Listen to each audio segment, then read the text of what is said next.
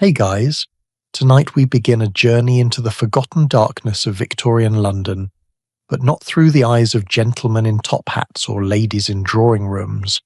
No, tonight you will hear the city as women heard it, the ones history tried to silence, the servant girls who rose before dawn, the factory workers whose footsteps echoed on cobblestones at 4 a.m, the women who sold their bodies because selling flowers was not enough. Close your eyes and listen to what they heard. Every single night. Now, before we step into those gaslit streets together, I want to ask you something. If this story touches you, if you find yourself pulled into these forgotten voices, would you take just a moment to subscribe? Leave a like when you genuinely feel it deserves one. And here is what I am really curious about. Where are you right now? Are you in bed in New York? On a night shift in California? Maybe it is morning where you are, and you're starting your day with history. Tell me in the comments. I love knowing who is listening. All right. Soften those lights. Let the darkness settle around you. Maybe turn on a fan for that gentle white noise. And let us walk together into the London night, where 80,000 women waited in the shadows. The year is 1871. London, the largest city in the world. 4 million souls crammed into streets that were built for a fraction of that number. And when the sun went down, when respectable people locked their doors and drew their curtains, that is when a completely different London came alive, a London that most people pretended did not exist, but the women knew it existed. Oh, they knew. Because for tens of thousands of women, darkness was not the end of the day. It was the beginning of their shift. Let me paint you a picture. It is 10 o'clock on a Saturday night. The pubs have just closed. You're standing on a corner in Whitechapel in the East End. If you are a man, you hear chaos. Drunken singing, fighting, cursing, the clatter of horse hooves on cobblestones, just noise. But if you are a woman trying to survive, you hear something completely different. You hear opportunity. You hear danger. You hear the specific footstep of a potential client versus a policeman. You hear which alley is safe and which one is not. You hear the difference between a man who will pay and a man who will hurt you. The historian Judith Wolkowitz documented that in the 1860s and 70s, London police officially recorded about 8,600 prostitutes in the city. But she notes that the real number was closer to 80,000. 80,000 women. That is not a small group in the shadows. That is an army. An invisible army that kept the streets alive after dark. And here is what most people do not understand.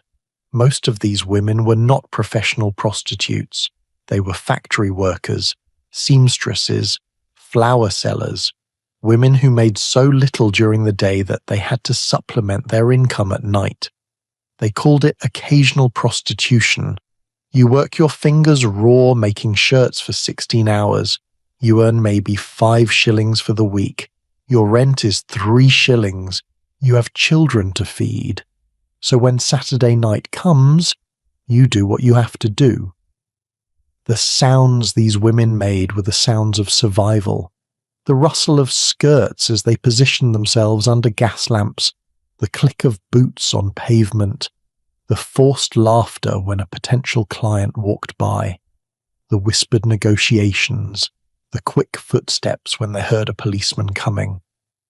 One writer from the 1880s described walking through the Haymarket district at night. He said the air itself seemed to vibrate with women's voices, calling out, laughing, some angry, some desperate. He wrote that you could not walk 10 feet without being propositioned. The sheer density of women working the streets created this constant hum, this symphony of feminine voices that the respectable world tried very hard not to hear. And then there were the specific locations, Cremon Gardens in Chelsea, This was technically a pleasure garden, beautiful during the day, orchestra music, dancing platforms. But everyone knew what it really was at night. It was notorious for prostitution. The management tried to look the other way. Women would stroll through the gardens, their dresses swishing against the gravel paths, their voices blending with the music from the bandstand.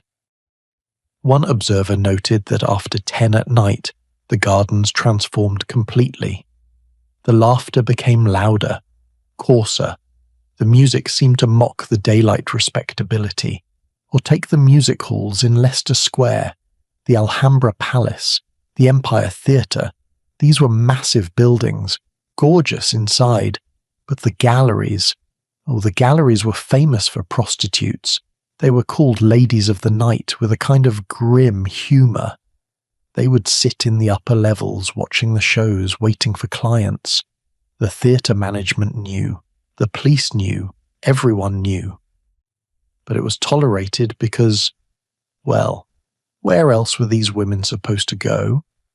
A woman named Emma Smith, who worked the streets near the London hospital in 1888, told a doctor before she died from injuries sustained in an attack that she could recognise every regular girl by the sound of her footsteps. She said you learn to identify people by sound because looking too directly at someone could be dangerous. You kept your eyes down, but your ears were always working. The sounds also changed by neighbourhood. In the West End, near the theatres and gentlemen's clubs, the women's voices were softer, more refined. They had been coached to speak well, to seem educated. Because their clients were wealthy, they might quote poetry or pretend to discuss art. The rustle of their expensive dresses bought by their protectors sounded different from the cheaper fabric in the East End. But in Whitechapel, in Ratcliffe Highway near the docks, the sounds were raw. Sailors from every nation stumbled off ships looking for drink and women. The prostitutes there shouted in competition with each other. They cursed. They fought. A police report from 1872 describes the noise on Saturday nights as near-continuous uproar. Women screaming at each other over clients. Women crying murder when violence erupted. Children wailing because their mothers were fighting. And here is the thing that breaks my heart. Many of these women had children with them. Little girls, 5 or 6 years old, sitting on doorsteps at midnight, waiting for their mothers to finish working. Can you imagine what they heard? The things they learned to recognize as normal? Henry Mayhew, the journalist who chronicled London's poor in his incredible work, London Labour and the London Poor, interviewed dozens of these women. One told him, "The night is my day, sir. When the sun sets, I wake up." Another said, "I know every sound of my street. I know when the policeman is coming 3 blocks away by the weight of his boots. I know which door creaks and which window can be opened silently. I know the sound of a man with money versus a man with none." The women also created their own warning systems. If a violent man was on the streets, they would pass the word. Not loudly. A whisper from one woman to the next. "Charlie's out. The Ripper. The man with the knife." Information travelled through sound in the darkness, a particular whistle, a code word. These women protected each other the only way they could. And then there were the sounds they made when they went home. The creak of a boarding house door at 3 in the morning, the sigh of exhaustion as they climbed the stairs, maybe the sound of coins being counted on a table, or the sound of crying, because selling your body leaves marks that do not show. The writer Charles Dickens was fascinated by these women. He called them fallen women in his novels, but he also saw them as victims. He wrote, "They are not fallen, they are pushed." And the nighttime sounds of London were the soundtrack to that pushing, the desperation, the resilience, the sheer stubborn will to survive another night. So when you think of Victorian London at night, do not just imagine fog and gas lamps and Jack the Ripper lurking. Imagine 80,000 women, each one with her own reasons, her own story, her own sound, the footsteps of a young Irish girl fresh off the boat, not understanding yet what she's gotten into, the confident stride of a woman who's been doing this for 10 years and knows every trick, the hesitant shuffle of a factory worker who hates herself for this but has hungry children at home, the quick, nervous pace of a servant girl sneaking back before her mistress wakes up. All of these sounds, all of these lives, hidden in plain sight, or rather, hidden in plain hearing, because men wrote the history books, and men decided which sounds were worth remembering, the sounds of Big Ben tolling, the sounds of Parliament debating, the sounds of factories producing, but the sounds of women surviving. Those were forgotten. Those were erased. But tonight, we are bringing them back. And this is just the beginning. Because 80,000 women working the streets were only part of the story. There were 1 million more inside houses, serving, cleaning, scrubbing, working from before dawn until after midnight, making sounds that their employers never heard or chose not to hear. So take a deep breath. We've only just stepped into this darkness, and there are so many more sounds waiting for us.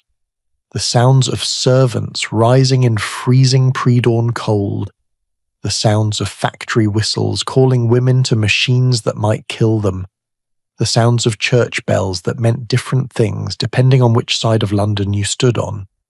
All of these forgotten symphonies, all of these invisible women, and we're going to listen to every single one. Let me shift our focus now.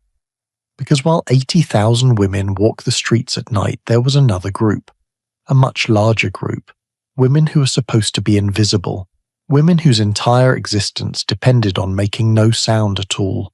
1.35 million women. That is how many domestic servants were recorded in the 1901 census of England and Wales. 1.35 million.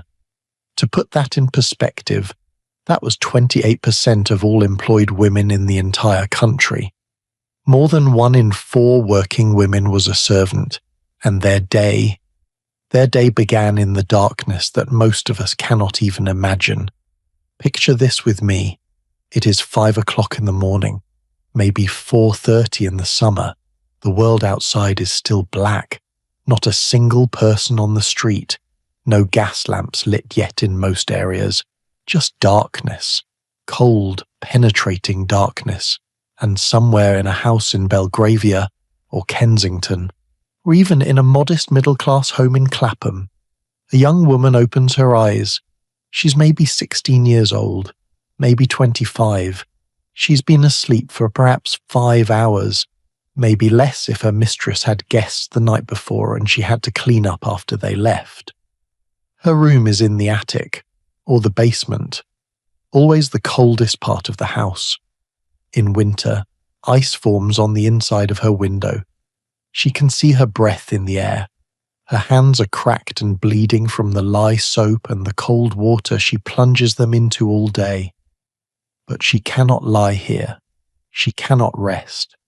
Because if the mistress comes downstairs and the fire is not already lit, if the front steps are not already scrubbed, if the breakfast is not already being prepared, she will be dismissed without a reference, which means she will never work in a respectable house again. So she rises, in the dark, in the cold, and she makes her first sounds of the day, the creak of a narrow bed, the rustle of a thin nightgown, the sound of bare feet on cold floorboards, and here is the thing, here is the essential thing you need to understand. She's trying desperately not to make any sound at all. Because the family is still asleep, the master, the mistress, their children, and if she wakes them, if they hear her footsteps overhead, or the scrape of a bucket, or the clatter of a coal scuttle. She has failed at her most basic job, which is to be invisible. A historian named Judith Flanders wrote an entire book about Victorian households called The Victorian House. In it, she describes the life of a typical maid-of-all-work. That was the term for a general servant in a household that could only afford one, and she worked, on average, 17 hours a day. 17. From 5 in the morning until 10 at night, sometimes midnight if there were guests, and during all those hours, she was supposed to make no sound that would disturb the family. So let us walk through her morning, because the sounds she made, or rather, the sounds she tried desperately not to make, tell us everything about what it meant to be a woman at the bottom of Victorian society. First, she has to empty the chamber pots. Have you thought about this? Because I know I did not until I really dug into this research. There were no indoor toilets in most houses. The family used chamber pots during the night. Beautiful porcelain ones usually, decorated with flowers, and every morning before dawn a servant girl had to carry those pots, full, down narrow back staircases, trying not to spill, trying not to make the porcelain clink against anything, trying not to gag at the smell, to empty them into the privy in the backyard. Can you imagine doing that in the dark? The sound of liquid sloshing, the smell, the terror of tripping and spilling it everywhere, and doing it silently. Always silently. Then she has to deal with the fires. Every room in a Victorian house had a fireplace, the only source of heat, and those fires had to be cleaned out and relit every single morning, which meant she had to carry a coal scuttle, heavy iron bucket full of coal, up and down stairs, kneel on cold hearths, scrape out the ashes from yesterday into a bucket, get covered in soot and ash, then lay new kindling, light it, add coal, make sure it catches, and she has to do this in multiple rooms before anyone wakes up, in the dark, quietly. The writer Beatrix Potter. Yes, the woman who wrote about Peter Rabbit. She came from a wealthy family, and she kept a diary. In the summer of 1886, she visited her grandparents' house, and she wrote about the servants having to sit on the kitchen table while they worked. Why? Because the floor was literally moving. It was covered with cockroaches, thousands of them. The floor, she wrote, palpitated with a living carpet of insects at night. That was normal in Victorian kitchens, the bugs, the rats. That was where the servants spent most of their time, in the basement kitchens, where the ceiling dripped with condensation, where beetles crawled across every surface, where the air was thick with smoke and steam and the smell of rotting food because there was no refrigeration. And the servants heard all of it. The scuttle of cockroach legs across wooden tables, the scratch of rat claws in the walls, the drip, drip, drip of water from the ceiling, the hiss of the coal stove. These were the sounds of their workplace, every single day. But they could never mention it. They could never complain. Because a good servant did not notice such things. A good servant was grateful for her position. Isabella Beeton, you might know her name. She wrote Mrs. Beeton's Book of Household Management in 1861. It became the Bible for middle-class women trying to run their homes, and in it, she has very specific instructions about servants.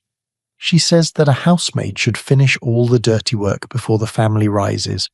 She should be invisible during the day. She should speak only when spoken to. She should wear soft-soled shoes so her footsteps make no sound on the stairs. Soft-soled shoes, so your footsteps make no sound. Because the sound of a servant moving through the house was considered, what is the word? Vulgar, unpleasant. A reminder that the comfortable life of the family depended on other people's labour. one servant who kept a diary. Her name was Anna Harder, and she worked in San Francisco, but the experiences were identical to London. She wrote about the constant anxiety of making noise. She wrote, "I am always afraid. Afraid I will drop something. Afraid my shoes will squeak. Afraid I will sneeze or cough at the wrong moment. I feel like a ghost in my own life. A ghost in her own life. Is that not devastating? And here is what really gets me. These women worked alongside the family's lives, but they were never part of them. A servant might spend 16 hours a day in a house, cleaning the children's rooms, washing their clothes, preparing their food, but she was not allowed to eat with them. She was not allowed to sit in their parlor. She often was not even allowed to use the front door. She came and went through the back entrance, the servants' entrance, which was usually down a narrow stairwell below street level, dark, damp, hidden from view. Because the sight of servants, the sound of servants, reminded the family that their comfort was built on someone else's exhaustion. There is this heartbreaking detail I found in my research. In 1872, a woman wrote a letter to the Times newspaper in London. She was complaining. About what? About how impossible it was to keep servants anymore. Because, she wrote with genuine outrage, servants were now demanding to go to bed at 10 o'clock at night, and they wanted one afternoon off every other Sunday. Can you believe that? She was genuinely furious that servants expected to sleep at 10 at night and have one afternoon off every 2 weeks. She thought this was outrageous entitlement.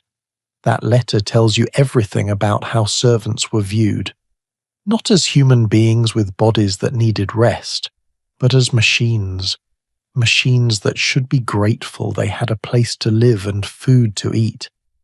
And speaking of food, the sounds of a servant eating were also supposed to be invisible. They ate in the kitchen.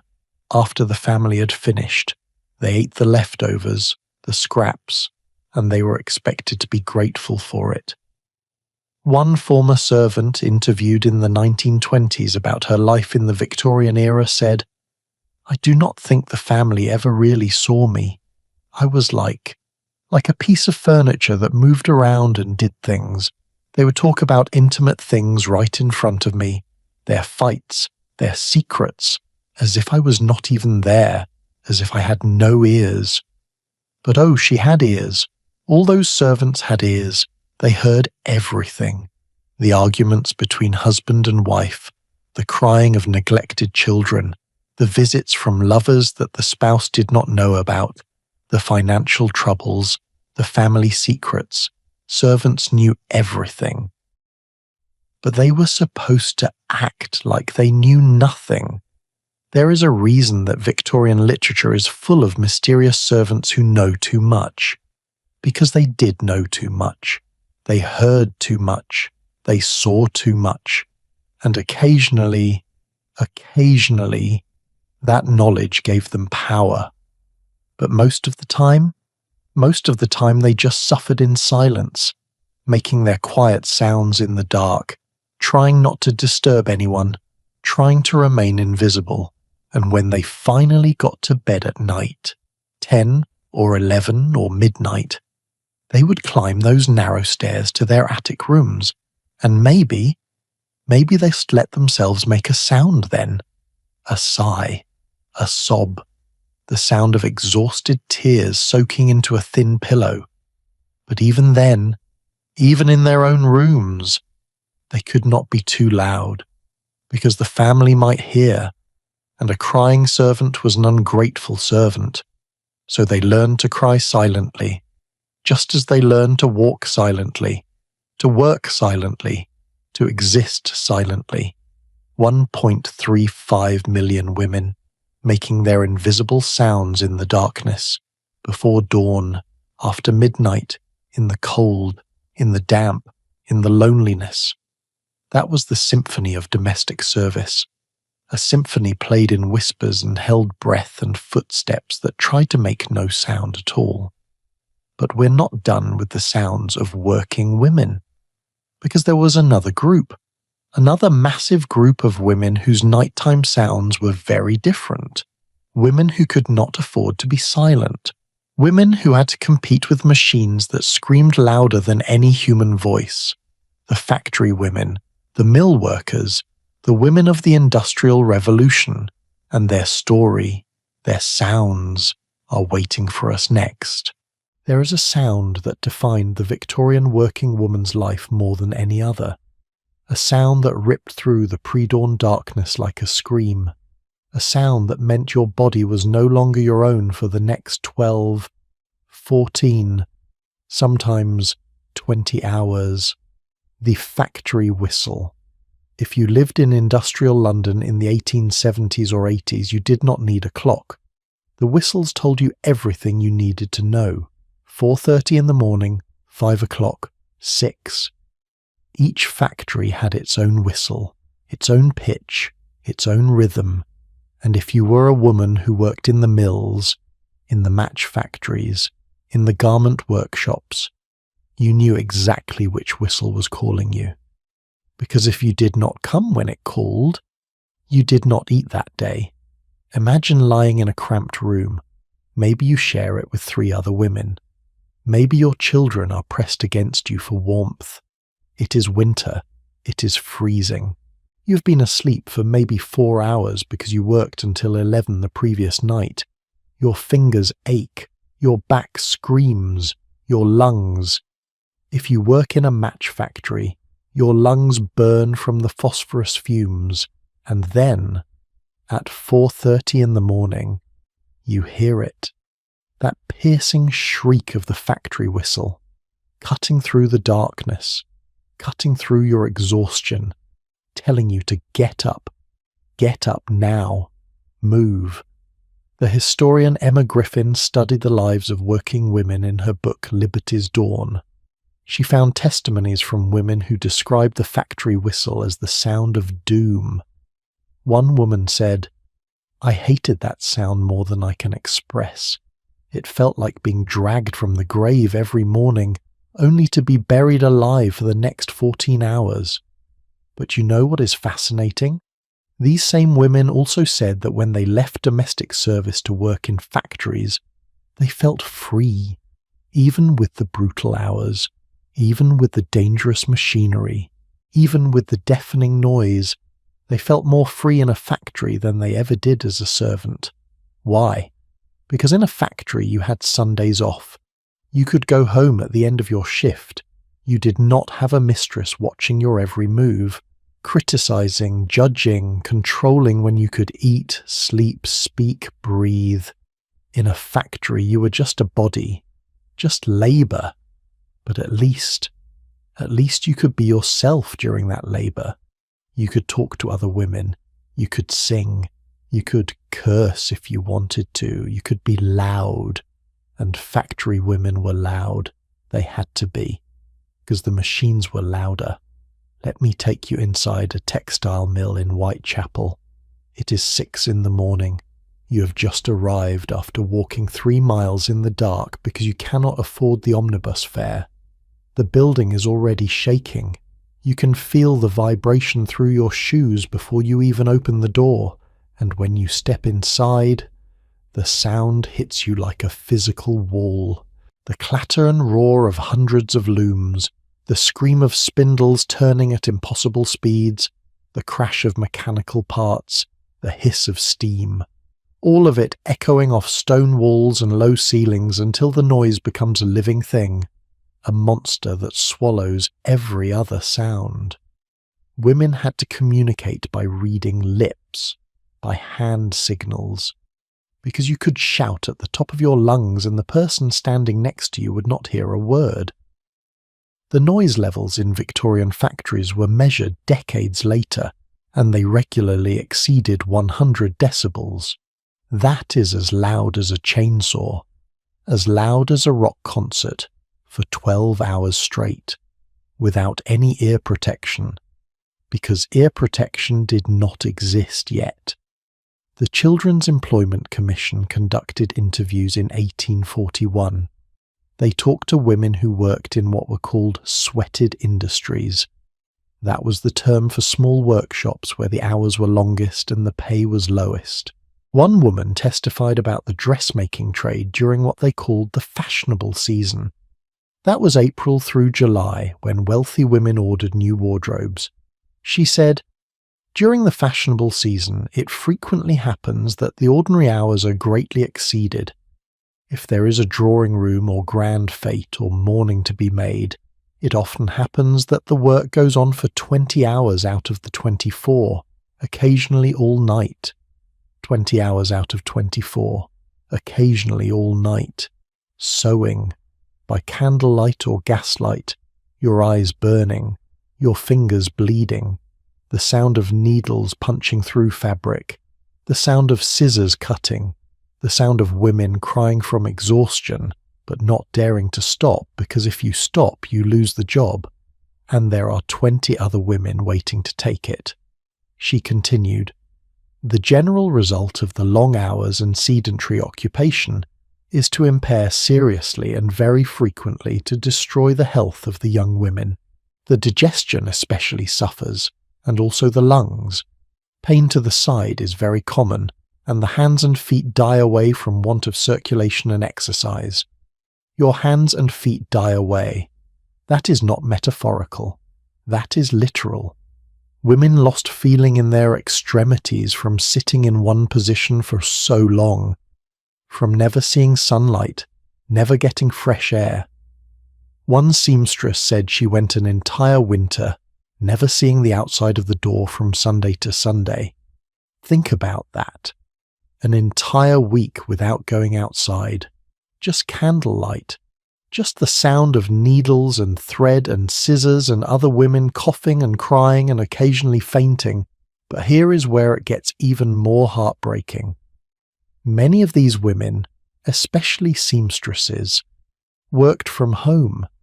They were paid by the piece. So the faster you sewed, the more you earned. Except the rates were so low that you had to work impossible hours just to make enough to eat. And if you worked from home, you worked alone.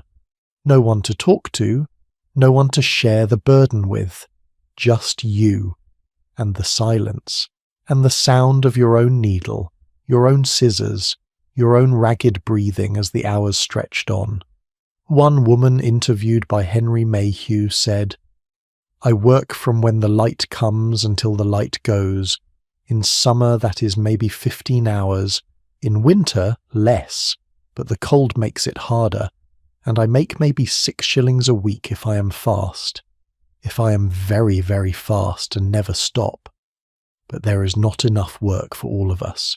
So if one vacancy opens, there are 20 women fighting for it. 20 women fighting for one job. That was the reality. That was the sound of desperation.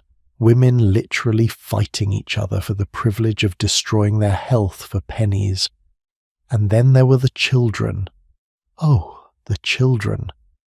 Because if you were a factory woman, what did you do with your children while you worked? There was no childcare.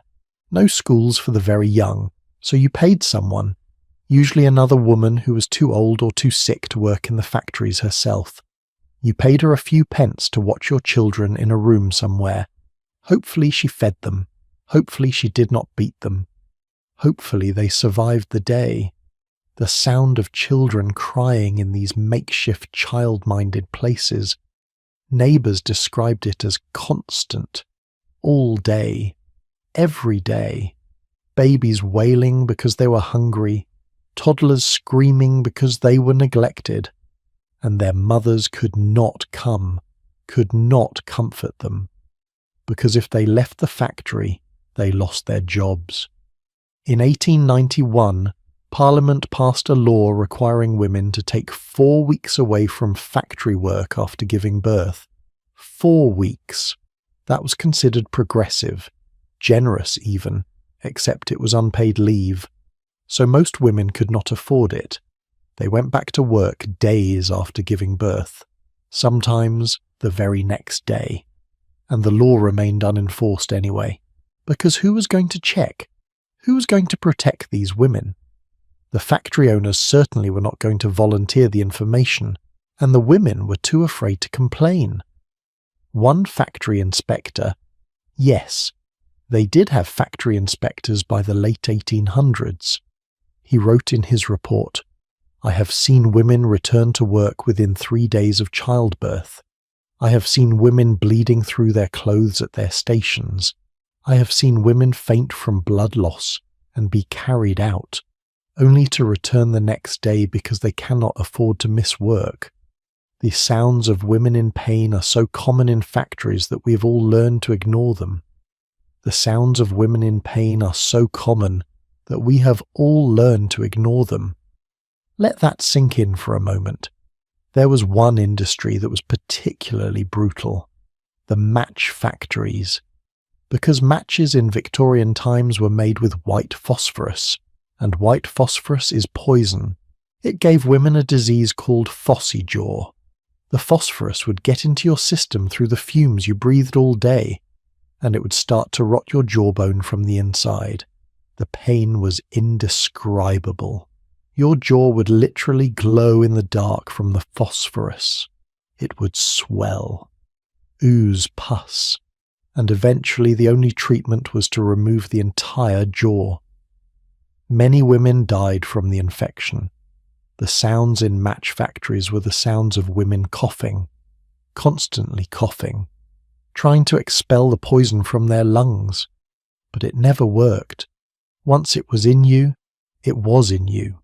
And yet women still took these jobs, because a match factory job paid slightly more than a seamstress job, slightly more than domestic service.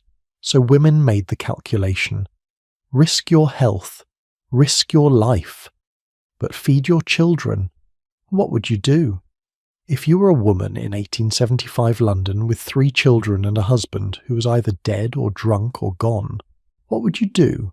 Would you choose safety and starvation, or would you choose danger and survival? There is no good answer to that question. That is the whole point. These women did not have good choices. They only had terrible choices and slightly less terrible choices. But here is what I want you to understand.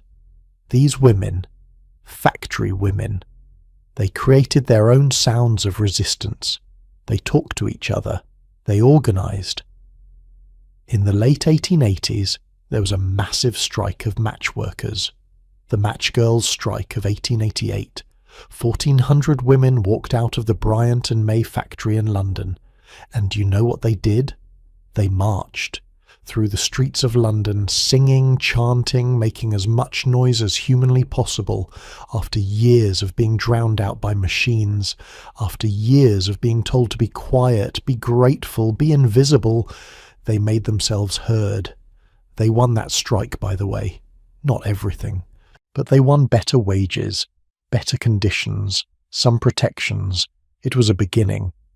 The sounds of that strike, the sounds of women's voices raised together in anger and solidarity and hope, those sounds echoed through Victorian London in a way that made powerful men very, very nervous. Because when women found their voices, when they stopped being silent, the whole system started to crack. But we are still in the darkness here, still in the night, still with the women who had no choice but to answer the factory whistle, who had no choice but to bend over machines until their bodies broke, who had no choice but to leave their children crying in rooms they could not afford to think about. The factory whistle blew at the end of the shift too, 5 o'clock, 6 o'clock, whenever the foreman decided you had worked enough. And the sound of that final whistle, the sound of release, that was the sweetest sound in the world, sweeter than music, sweeter than church bells, because it meant you could go home, you could rest, at least for a few hours, before it all started again. But even in going home there were sounds, the shuffle of hundreds of women's feet leaving the factory, the coughing, the crying, The laughter sometimes, because if you did not laugh, you would only cry. The sound of women comparing their injuries. Look at this burn. Feel how my hands shake. Listen to how I cannot stop coughing. These were the nighttime sounds of industrial London. The sounds of women whose bodies were fuel for the machine of progress. The sounds of the Industrial Revolution, from the perspective of the people it was killing. And speaking of killing, there were other sounds in the London night, sounds that marked time differently than factory whistles, sounds that were supposed to bring comfort, but often brought something else entirely. The sounds of faith, the sounds of salvation, the sounds of church bells ringing through the darkness. And those bells meant very different things depending on who you were and where you stood. Let us ring them now, shall we? Close your eyes and listen. Can you hear them? The bells. Church bells ringing across Victorian London. Over 300 churches, each one with its own bells, some with just 2 or 3. Others, like St. Paul's Cathedral, with 12 massive bells that could be heard for miles. The sound of bells was the heartbeat of the city. They rang for everything: weddings, funerals, baptisms, Sunday services. They rang to mark the hours, to warn of fire, to celebrate victories, to mourn defeats. But here is what most people do not realize. Those bells, those same bells ringing the same notes, meant completely different things depending on which woman was hearing them, depending on where she stood, what she did, who she was allowed to be. Let me show you what I mean. It is 9 o'clock at night. The great bell of St. Mary Le Bow Church in Cheapside begins to toll. Dong, dong, dong. 9 deep, resonant notes that echo across the rooftops. This bell has been ringing at 9 o'clock every night for centuries. It is called Bow Bells. You have probably heard the saying, a true Cockney is someone born within the sound of Bow Bells. But in Victorian times, Bow Bells at 9 o'clock meant something very specific. It was the curfew bell, not an official curfew exactly, but a marker, a reminder, a warning. For a respectable middle-class woman, hearing Bow Bells at 9 meant it was time to be home, time to be safe, time to lock the doors and draw the curtains. No decent woman walked the streets after 9 o'clock. If you did, people would talk. They would assume things about you, about your character, about your virtue. But for the women we talked about earlier, the 80,000 women working the streets, Bow Bells at 9 o'clock meant something entirely different. It meant the beginning of their shift. It meant the pubs were closing and drunk men would be spilling into the streets. It meant opportunity. It meant danger. It meant survival. Same bell, same 9 notes, 2 completely different meanings. Or take midnight, the midnight bells. Every church in London rang at midnight. It was this cascade of sound. First one church, then another, the sound rolling across the city like waves. If you stood on a hill, say, up in Hampstead Heath, you could hear dozens of bells ringing midnight, one after another, for maybe 5 minutes. For a wealthy woman safe in her bed, the midnight bells were, what? Barely noticeable, maybe even comforting. A reminder that the world was ordered, that time was being kept, that everything was as it should be. But for a woman walking home from the factory at midnight, those bells were a countdown, because after midnight the streets became truly dangerous. The police patrols thinned out, the gaslights seemed dimmer, and the men still on the streets at that hour, well, they were rarely the kind of men you wanted to encounter. One woman who worked as a laundress in Whitechapel told an interviewer in the 1890s, "I time my walk home by the bells. I know exactly how long it takes me to get from the laundry to my room, 17 minutes. So when I hear the quarter-hour bell at 11:45, I know I can leave and get home before midnight. But if I am late, if I hear midnight strike while I am still walking, my heart starts to pound. Because after midnight, you are on your own. The bells were the only clock that poor women had. Think about that. If you were wealthy, you had a clock in your parlour, maybe even a pocket watch. But if you were poor, the church bells were how you told time. They were how you organised your entire day. The early morning bells told you when to wake up. The mid-morning bells told you when the markets opened. The noon bells told you when to eat. The evening bells told you when to light your lamps.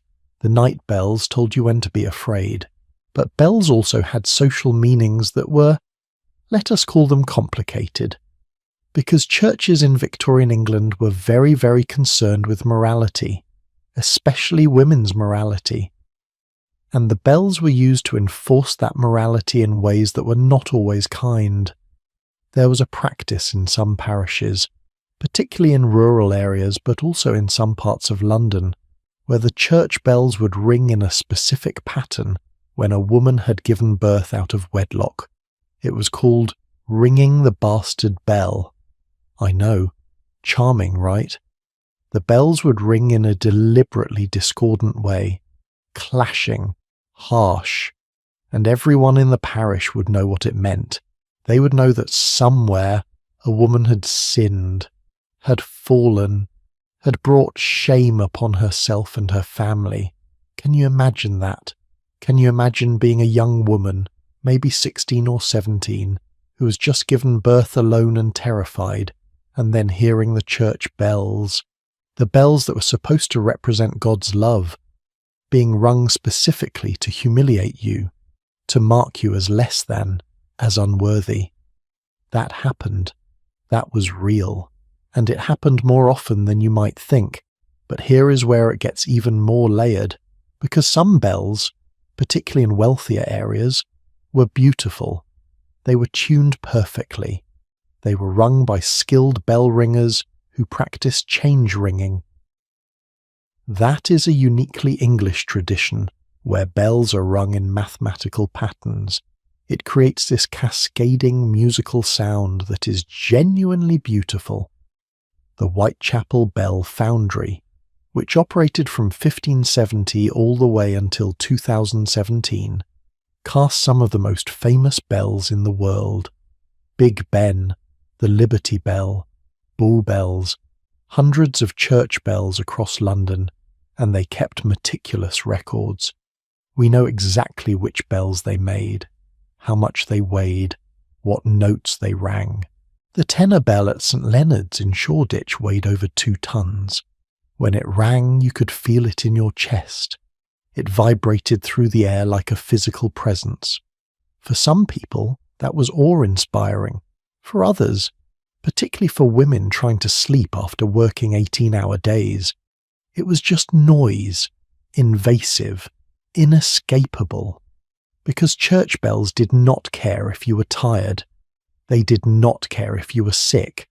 They did not care if you were grieving or in pain or just desperate for silence. They rang when they were supposed to ring, on schedule, as programmed, like clockwork. And if you complained about the bells, if you dared to suggest that maybe they did not need to ring quite so loudly or quite so often, you were seen as ungodly, as lacking faith, as somehow morally deficient. There is a letter in the archives of the Times from 1870-something. A woman wrote in to complain that the church bells near her home rang at 5 in the morning every single day. She worked nights as a nurse. She desperately needed to sleep during the day, and the bells made that impossible. The responses she received were brutal. Other readers wrote in calling her a heathen, saying she should be grateful for the bells because they reminded her to pray, saying that if she did not like the bells, she should move, or better yet, change her sinful ways and get a proper day job like a decent woman. She was a nurse, saving lives, and she was called sinful for wanting to sleep. But there were women who loved the bells, who found comfort in them, for women trapped in terrible situations, abusive marriages, exploitative jobs, grinding poverty. The bells were a reminder that time was passing, that the day would end, that Sunday would come, that there was something larger than their immediate suffering. One woman who survived the Whitechapel murders, the Jack the Ripper killings in 1888. She gave an interview years later. She said, "The bells kept me sane. I would lie awake at night terrified, listening to every sound, every footstep, wondering if he was coming for me. But when I heard the bells, the midnight bells, I knew I had survived another day. I would count the chimes, 1, 2, 3, all the way to 12, and with each chime I would say a prayer of thanks that I was still alive. The bells were a lifeline, a tether to reality, a proof that the world was still turning. Sunday bells were different from weekday bells. Sunday bells were jubilant, celebratory. All the churches rang their full peals. The sound was overwhelming, beautiful, chaotic. All those bells across London ringing at slightly different times in slightly different patterns, creating this symphony of chaos. For women who had to work every other day of the week, Sunday bells meant rest, meant a few hours off, meant maybe you could attend a service, sit in a pew, close your eyes and pray, or just exist for a moment without anyone demanding anything from you. But Sunday bells also highlighted the divide between women, because in Victorian churches you sat according to your social class. The wealthy had their own pews. Sometimes they even owned specific pews. They had cushions, comfort, a good view of the pulpit. The poor sat in the back, or in the gallery, on hard wooden benches, where you could barely see or hear the service. And if you were a known prostitute, if you were a fallen woman, many churches would not let you in at all. You could stand outside and listen to the bells, listen to the hymns, but you could not enter. You were not welcome in God's house. There were some churches that did welcome fallen women. The Magdalen houses, institutions designed to reform prostitutes. They had their own chapels. And the bells in those chapels rang at odd hours, 3 in the morning, 4, because the women there were required to attend prayer services throughout the night as part of their penance, their reformation. Imagine that, being woken at 3 in the morning by bells, forced to stumble to a cold chapel and pray for forgiveness for the sin of what? Being poor, being desperate, being human. The bells in Magdalen House chapels were described by one former resident as the most mournful sound I've ever heard. They didn't ring with joy, they rang with judgment. But there was one set of bells that almost every woman in London knew, the bells of St. Paul's Cathedral. The cathedral itself was massive, still is, and its bells were the loudest in the city. When St. Paul's rang its full peal, you could hear it from miles away. St. Paul's bells rang for state occasions, royal weddings, royal funerals, military victories, national celebrations. And when those bells rang, everyone stopped, everyone listened. Because if St. Paul's was ringing, something important was happening. For wealthy women, St. Paul's bells might mean an excuse to dress up, to attend a ceremony, to be seen, to participate in history. For poor women, St. Paul's bells often meant nothing good, because state occasions meant crowds. Crowds meant pickpockets and chaos. Crowds meant the police were distracted, and that meant the streets became more dangerous. One of the most bitter ironies in Victorian London was this: the bells that rang to celebrate the glory of the British Empire, the wealth, the power, the conquest. Those same bells rang over streets where women were starving, where children died of preventable diseases, where the people who actually built the empire with their labour could not afford bread. The bells rang, the empire celebrated itself, and the women at the bottom heard those bells and thought, what? Pride, patriotism, or just exhaustion? Just the weight of knowing that none of that glory would ever touch their lives. There is a poem from the Victorian era. I wish I could remember the author, but it has been lost to time. A working-class woman wrote it, and it goes something like this. The bells ring high, the bells ring low, for lords and ladies dressed in show. But we who hear them, we who know, just count the hours till we can go. Count the hours till we can go. That is what the bells meant for so many women. Not transcendence, not spiritual awakening, just a way to mark time, a way to survive another day.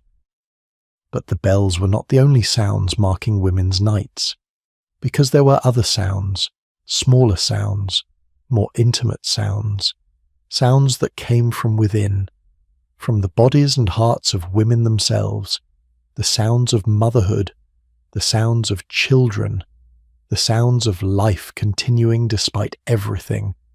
And those sounds, those personal, domestic, desperately human sounds, we need to hear those too. In all the noise of Victorian London, the factory whistles, the church bells, the street vendors, the machinery, there was one sound that cut through everything else. One sound that every woman who heard it would never, ever forget. The cry of a baby at midnight. Not just any baby, your child. The tiny human being who depended entirely on you for survival. And in Victorian London, keeping that baby alive was one of the hardest things a woman could do. Infant mortality in the 1870s hovered around 150 deaths per 1,000 births in London's poorest areas.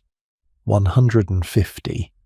That means that if you had a baby in Whitechapel or Bethnal Green, there was a 15% chance that child would not live to see their first birthday. Actually, let me rephrase that. Not 15%. Because those numbers only counted registered births. Many babies were never registered, born in back rooms, in alleyways, in workhouses, so the real number was probably much higher. Every mother knew those odds, every mother lived with that terror, so when your baby cried at midnight, or 2 in the morning, or 4, that sound meant something very specific. It meant your child was still alive, still breathing, still fighting, but it also meant you had a choice to make, and neither option was good. Let me paint you this picture. You are a woman living in a single room in a tenement building in Shoreditch. You share this room with your husband and 3 children. The room is maybe 10 feet by 12 feet. There is one bed, some straw pallets on the floor, a small stove, no running water, no toilet. You have to go down 3 flights of stairs to get water from a shared pump in the courtyard. The toilet is an outhouse in the back alley that 50 families share. Your baby is 3 months old. She sleeps next to you in the bed because there is nowhere else to put her. Your husband works as a docker. He leaves at 4 in the morning to stand at the docks hoping to be chosen for work that day. If he is chosen, he works 12 hours. If he is not chosen, the family does not eat. You work as a seamstress. You take in piecework. You sew shirts for a factory that pays you 3p per shirt. On a good day, if you work from dawn until midnight, you can finish 8 shirts. 2 shillings. That is barely enough to pay the rent, which is 3 shillings and 6p per week. So you sew. All day. All evening. Into the night. Because if you do not, your family starves. And then, at midnight, your baby wakes up crying. She is hungry. She needs to be fed. But you are exhausted. You've been sewing for 16 hours. Your eyes are burning. Your fingers are bleeding. You have 4 more shirts to finish before you can sleep. 4 more shirts that must be delivered to the factory by dawn, or you will not be paid. What do? Do you stop sewing and feed your baby? That means you will not finish the shirts. You will not get paid. Your family will not eat tomorrow, but your baby will be comforted now. Or do you keep sewing? Let the baby cry. Hope she falls back asleep. Hope that the hunger passes. Hope that the neighbours do not complain about the noise. Hope that something in you does not break from hearing your child's distress and being unable to respond. That was the choice. Every single night. For millions of mothers. And here is the thing that makes it even worse. If you was breastfeeding, which most poor women were because they could not afford formula or cow's milk, you had to feed your baby regularly. Your body demanded it. If you did not, your milk would dry up, and then your baby would starve, truly starve. So you had to stop working, had to feed the child, had to lose those precious minutes or hours when you could have been earning money.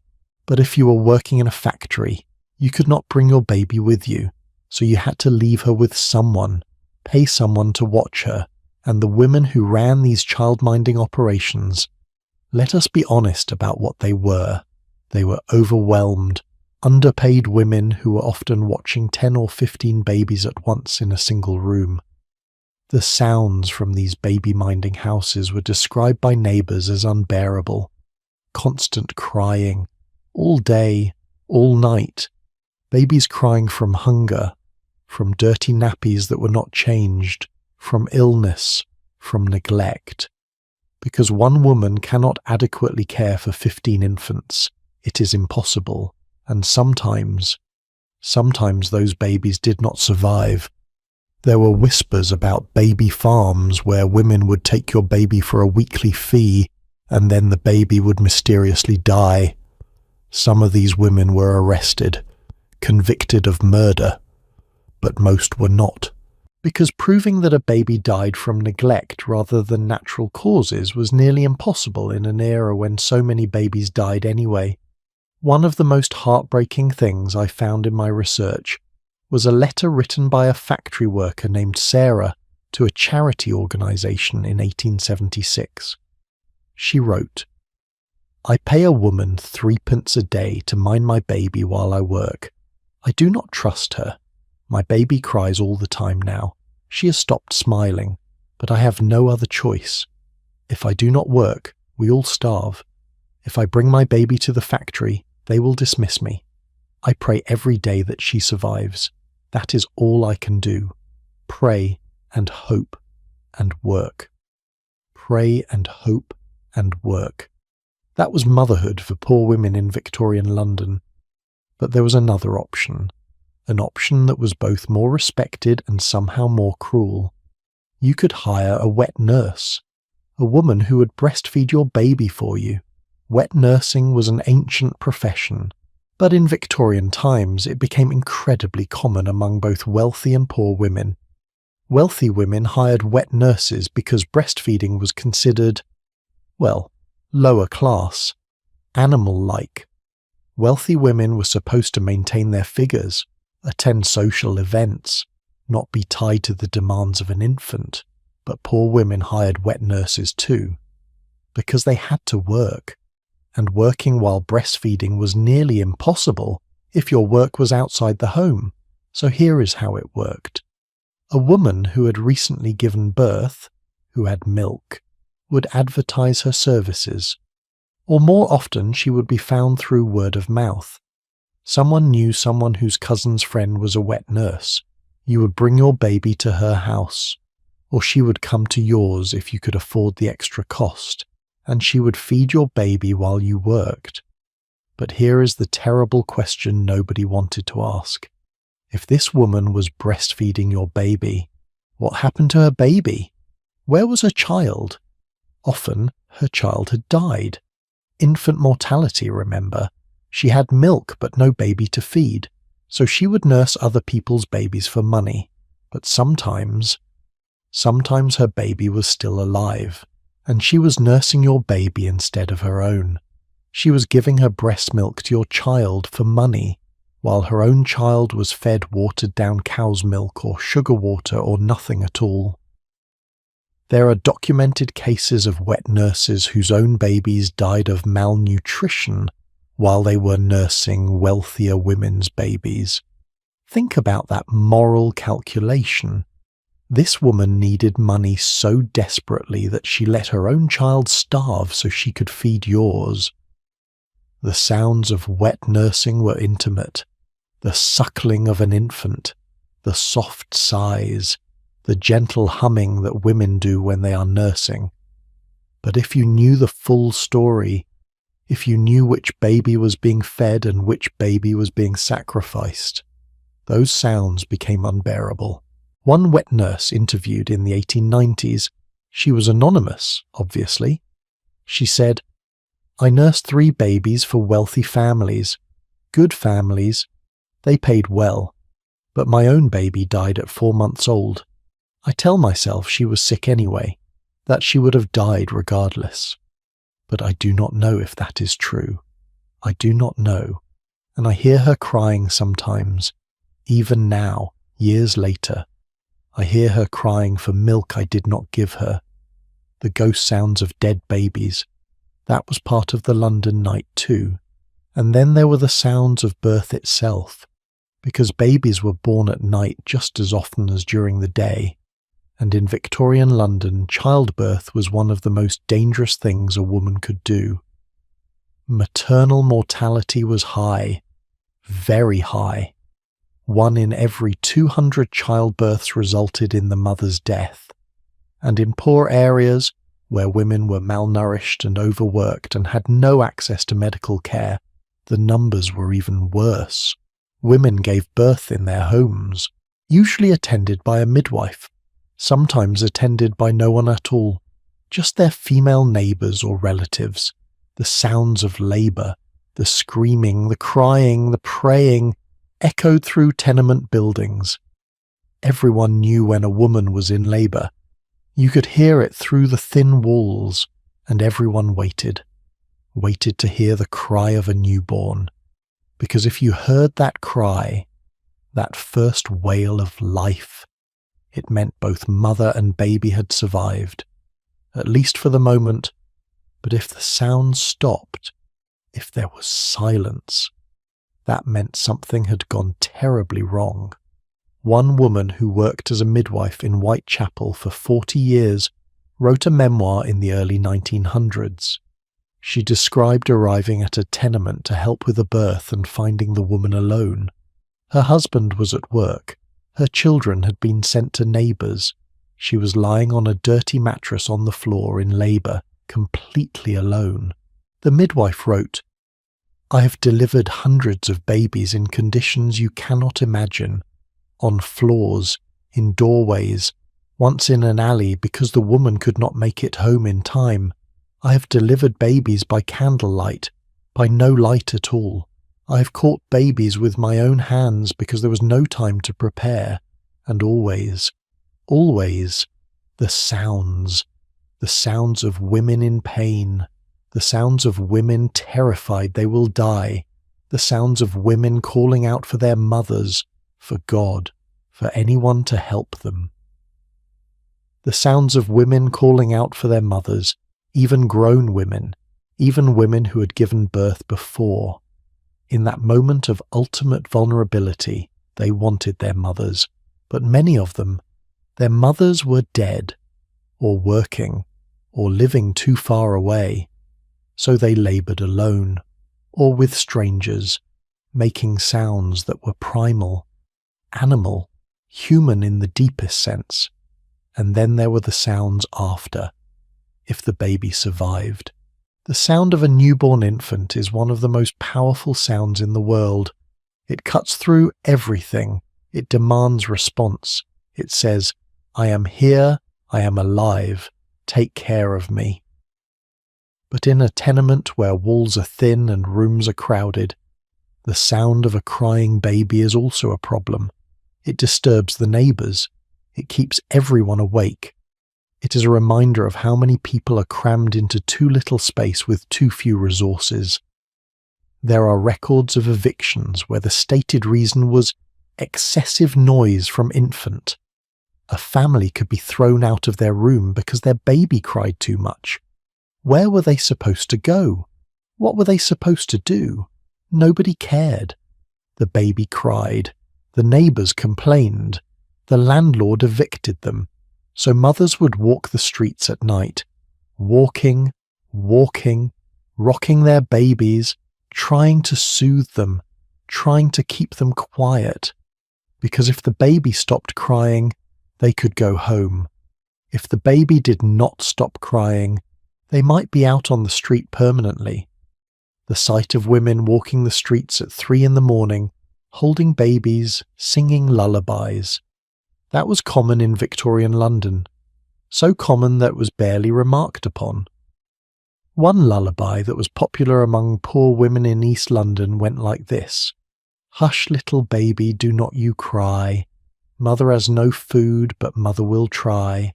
Father is working, the rent is due. Hush, little baby, we will make do. We will make do." That was the eternal refrain of poor mothers. We will make do. We will survive. Somehow. But making do meant sacrifice. Constant sacrifice.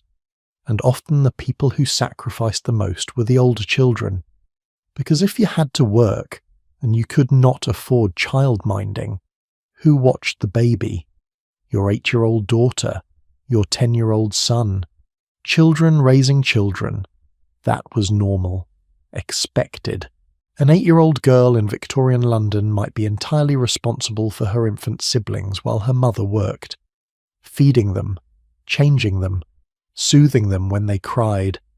And if something went wrong, if the baby got hurt or sick or died, who was blamed? The child who was supposed to be watching. There are court records of children as young as 9 or 10 being charged with negligence when babies in their care died. 9 years old, and they were held legally responsible. The sounds of children trying to comfort babies, children singing lullabies in their own high, uncertain voices, children shushing and pleading and sometimes crying themselves from exhaustion. Those sounds were everywhere, every tenement, every court, every alley. And what about the sounds from the other side? From wealthy homes where mothers did not have to make impossible choices. Even there, the sounds of babies at night were complicated, because wealthy women were not expected to care for their own children. That was what nannies and nursemaids were for.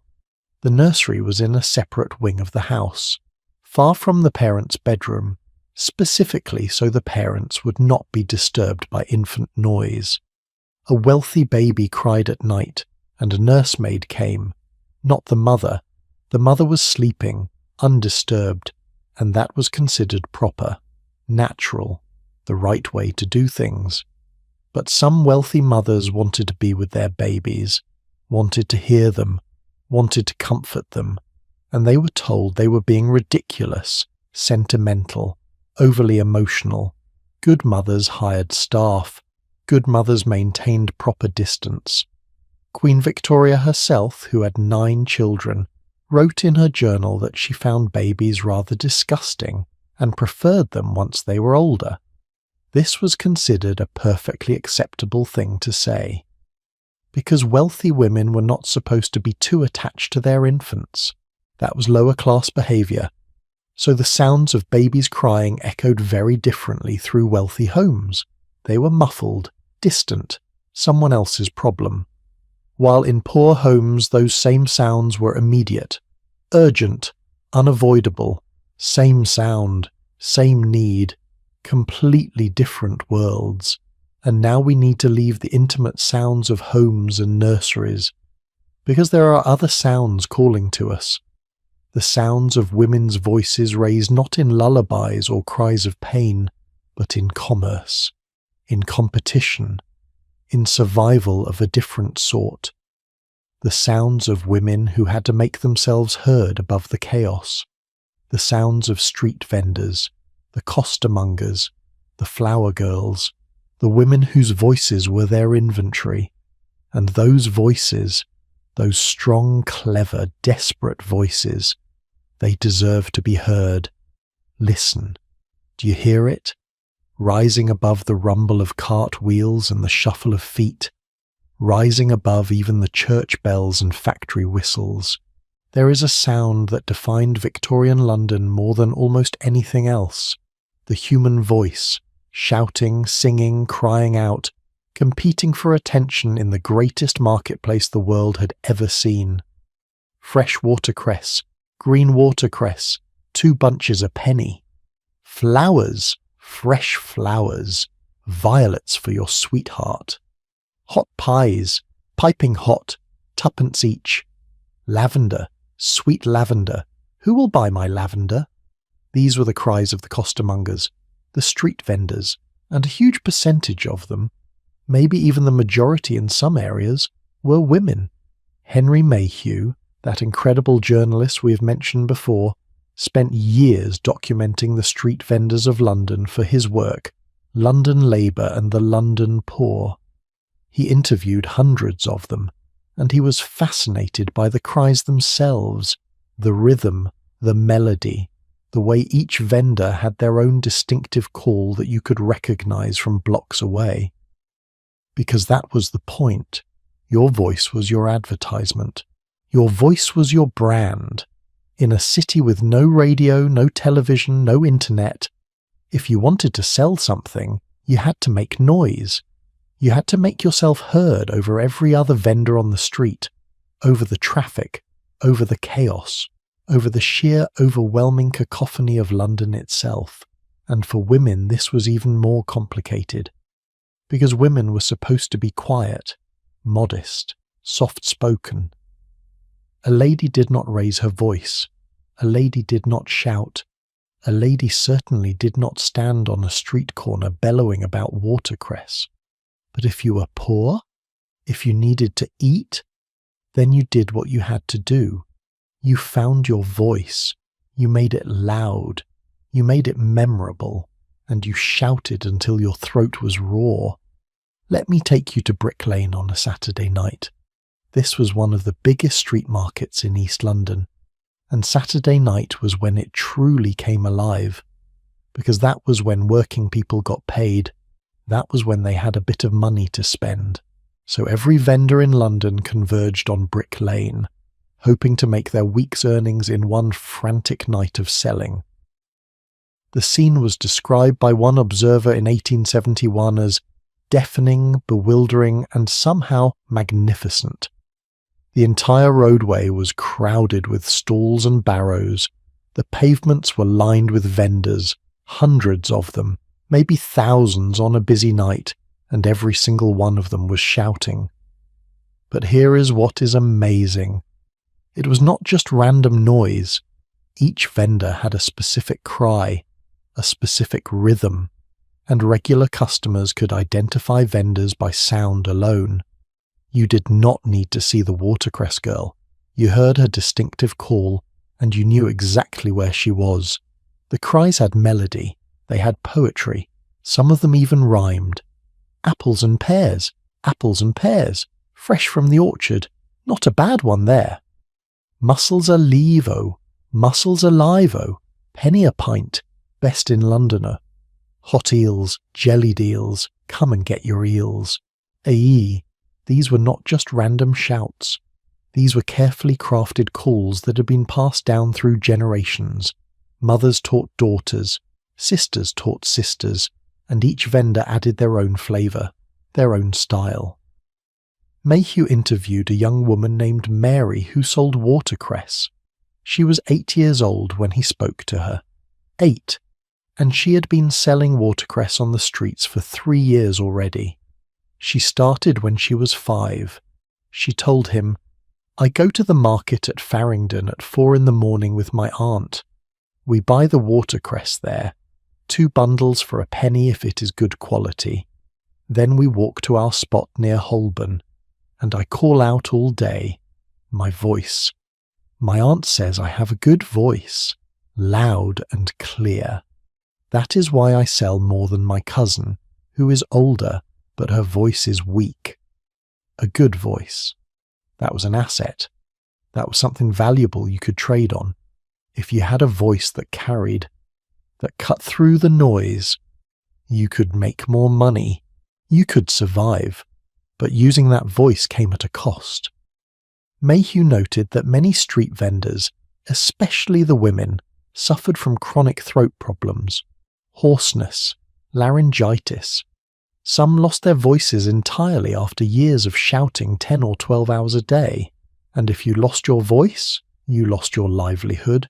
You could not sell if you could not call. There was a hierarchy among street vendors, and it was based partly on what you sold, but also on where you sold it and how you sounded. The flower girls were considered among the more respectable vendors, especially if you sold in the wealthier areas. Near the theatres in the West End, near the gentlemen's clubs, you could dress a bit nicer, speak a bit softer. Still had to call out your wares, but you could modulate your voice, make it pleading rather than aggressive. Lovely violets, sir, for your lady, only 6pence a bunch. Some of these flower girls learned to flirt with their voices, to make their cries a bit musical, a bit inviting. It was not quite respectable, but it was better than many alternatives. But if you sold in the East End, if you sold fish or eels or vegetables in the rough markets, your voice had to be tough, aggressive. You had to hold your own, because those markets were brutal. Vendors fought for space, for customers, sometimes literally fought.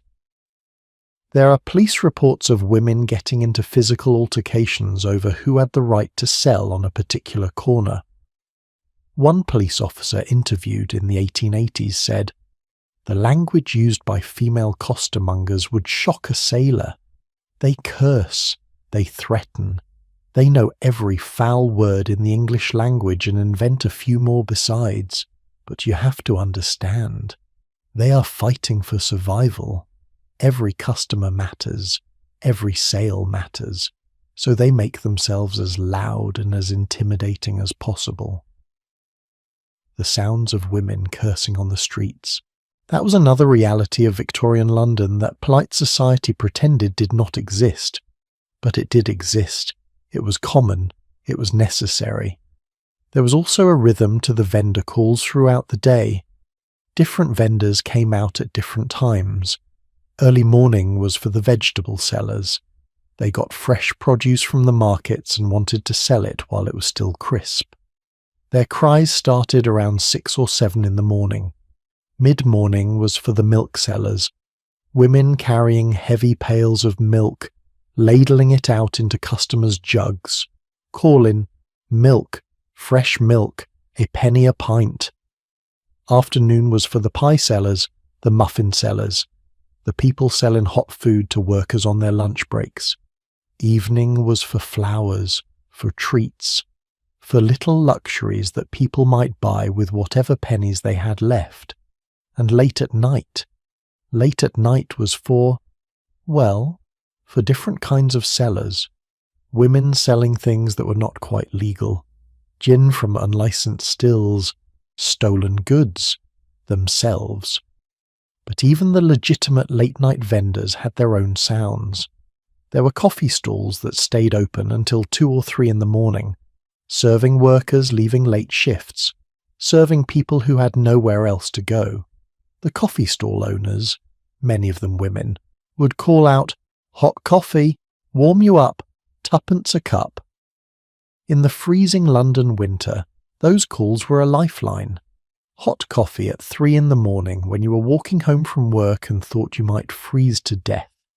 That 2pence might be all the money you had, but it might also save your life. Now let me tell you something that is going to sound strange. The vendor cries, as harsh and desperate as they often were, they were also a form of music. They created a soundscape that was uniquely London, uniquely that moment in history. There were even composers who tried to capture it. Street vendors appeared in music hall songs, in ballads. People who grew up hearing those cries their whole lives found them comforting, familiar, a sign that the world was working as it should. One woman, writing her memoirs in the 1920s about her childhood in Victorian London, described the vendor cries as the lullaby of my youth. She said, "I would fall asleep to the sound of the late-night pie seller, hot pies, and I would wake to the sound of the milkwoman, Milko, Milko." Those sounds meant home. They meant London. They meant everything was normal. But for the women making those sounds, normal was exhausting. Let me tell you about a woman named Eliza. She is not famous. You will not find her in history books, but she appears in Mayhew's interviews, and her story is so typical that it represents thousands of other women. Eliza sold oranges. She bought them wholesale at Covent Garden Market at dawn, maybe 50 oranges, carried them in a basket through the streets, sold them individually throughout the day, a penny each if they were good quality, halfpenny if they were starting to go soft. She walked an estimated 15 miles a day, carrying that basket, calling out constantly, "Oranges! Sweet oranges! Penny each." She had 3 children at home. Her husband had died 2 years earlier from cholera. So it was just her. She paid a neighbour 3p a day to watch the children. On a good day she made maybe 8p profit after paying for the oranges, the childcare and her room rent. On a bad day she lost money. And her voice? Mayhew noted that it was hoarse and cracked from constant use. She was 32 years old but sounded ancient. Her throat hurt every night. She could barely speak by the end of the day, just whisper. But every morning she got up, went to the market, bought her oranges, and called out again. Because what else was she going to do? Her children needed to eat. This is where I want you to think about something. These women, the flower girls, the watercress sellers, the pie women, the coffee stall keepers, they were not just selling products. They were selling themselves. Their energy, their personality, their voice. If you were cheerful, people were more likely to buy from you. If you could make customers laugh, they would remember you, come back to you. So even when you were exhausted, even when you were grieving or sick or terrified, you put on a performance. You made your voice bright, inviting, pleasant. One flower girl told an interviewer, "I smile even when I want to cry. I make my voice sweet even when I want to scream, because if I do not, if I let them see how tired I am, they will buy from someone else, someone younger, someone prettier, someone with more energy." The performance of femininity, even on the streets, even in poverty, you still had to perform. But here is something beautiful. These women created community through their voices. They knew each other. They helped each other. If one vendor was sick, another might watch her spot for her. Make sure no one else took it. They shared information. The police are cracking down on Orange Street today. The gentleman on the corner pays well if you flirt a bit. Avoid the tall man in the brown coat. He gropes. They protected each other with words, with warnings, with their voices, and sometimes they sang together, not the vendor cries, but actual songs. At the end of the night, when the market was closing down and the vendors were packing up their unsold goods, someone would start singing, just quietly, a music hall song, a hymn, a folk song everyone knew, and others would join in. Their tired, hoarse voices creating harmony in the darkness. It was not beautiful in a conventional sense, but it was human. It was solidarity. It was a moment of rest in lives that offered so little rest. One song that was popular among costermongers went like this. "We work all day and we work all night. We sell our goods by candlelight. Our voices crack, our feet are sore, but we will rise and work some more. For we are London, we are strong, we are the women, hear our song. I do not know if those are the exact words, they were never written down. But that was the spirit of it. Pride, exhaustion, defiance. The voices of street vendor women were the sound of survival, the sound of determination, the sound of women refusing to disappear, refusing to be silent, refusing to give up. And you know what? Their voices are still echoing. Every time a woman raises her voice to be heard in a world that tells her to be quiet, every time a woman fights for space in a crowded marketplace, literal or figurative, every time a woman uses her voice as her power, she is channeling those Victorian street vendors, those women who shouted until their throats bled because they had no other choice. Their voices mattered. They matter still. But there were other places in Victorian London where women's voices gathered, where sound became something different. Not survival, but escape. Not necessity, but pleasure. Or at least the promise of pleasure. The music halls, the theatres, the entertainment venues where women performed and women watched and everything was bright and loud and deliberately, gloriously chaotic. And those sounds, those particular sounds of Victorian entertainment, they tell us something completely different about women's lives at night. Step inside with me now, through a set of heavy doors, into warmth and light and noise of a completely different kind, into a Victorian music hall on a Saturday night. The sound hits you immediately, not like a factory where sound is mechanical and brutal, not like the street markets where sound is competition and survival. This is different. This is celebration. This is chaos with a piano accompaniment, laughter, shouting, singing along, the clink of beer glasses, the scrape of chairs, the stomp of feet on wooden floors, the cry of vendors selling drinks and food between acts, and cutting through all of it, commanding attention, demanding it, the voice of a woman on stage. By 1875, there were over 300 music halls in London alone, 300 venues dedicated to popular entertainment, and they were packed every single night, with working-class people desperate for a few hours of escape, for laughter, for music, for something other than the grinding reality of their daily lives. And you know who they came to see? Who the real stars were? Women. Female performers. Women like Mary Lloyd, who became one of the most famous entertainers in all of Victorian England. Women whose voices and personalities were so powerful that they could control a room of hundreds, sometimes thousands, of rowdy, drunk, exhausted people. Let me paint you this picture. The Canterbury Music Hall in Lambeth, one of the biggest and most famous. It is 9 o'clock on a Saturday night. The hall is designed to hold about 2,000 people, but there are probably closer to 2,500 crammed inside. Fire codes did not really exist yet, or if they did, nobody was enforcing them. The hall is thick with smoke. Everyone is smoking. Pipes, cigars, cigarettes. The air is so hazy you can barely see the stage from the back. There is a bar running along the entire length of one wall.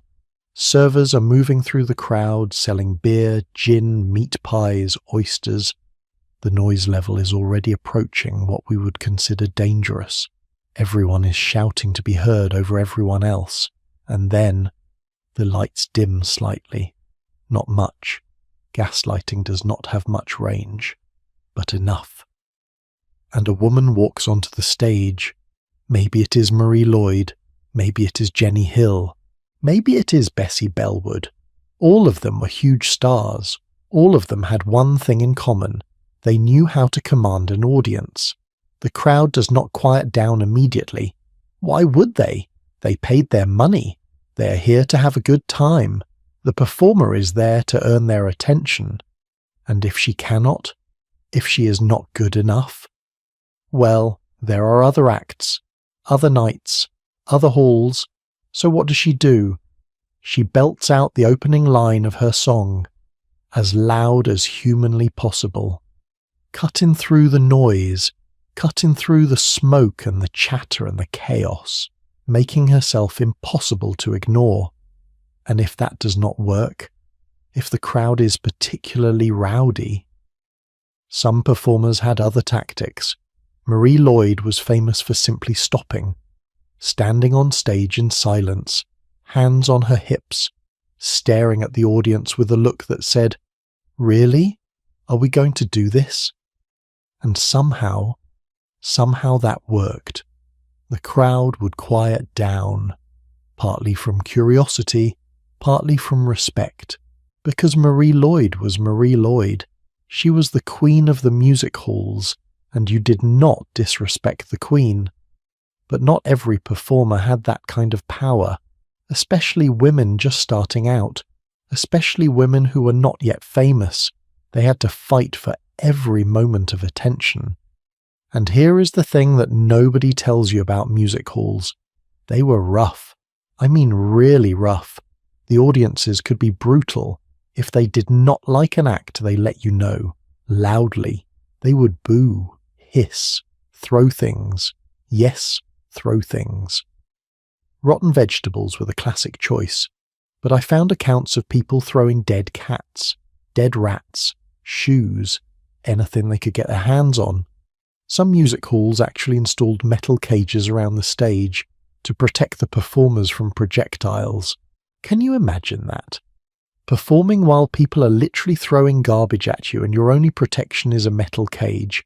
And if an act was really bad, some halls employed a person whose entire job was to stand at the side of the stage with a long hook, like a shepherd's crook, and if the audience started getting violent, if it looked like they were about to rush the stage, this person would reach out with the hook and physically drag the performer off, mid-song, mid-sentence, just yank them into the wings. The sound of a performer being dragged off stage, the scrape of their feet, their protests, the roar of the crowd, that was not uncommon. But here is what I find remarkable. Women not only survived this environment, they thrived in it. The biggest stars, the highest paid performers, the ones who could pack a hall and command the best contracts. Many of them were women. Take Marie Lloyd. She started performing when she was 14 years old. 14. Her real name was Matilda Wood, and she came from a working-class family in Hoxton. She made her debut at the Grecian Theatre in 1885, and within 5 years, she was the highest-paid music hall performer in London. Her secret? She understood her audience. She sang songs that spoke to their lives, to their struggles, to their sense of humour. And she had this incredible ability to take material that was, on the surface, perfectly innocent, and make it absolutely filthy through her delivery, her facial expressions, her winks and nods. One of her most famous songs was called "She Sits Among the Cabbages and Peas." Sounds wholesome, right? About a woman in a garden. But the way Marie sang it, the way she emphasized certain words, the way she looked at the audience, everyone knew exactly what she was really talking about, and they loved it. The authorities? Not so much.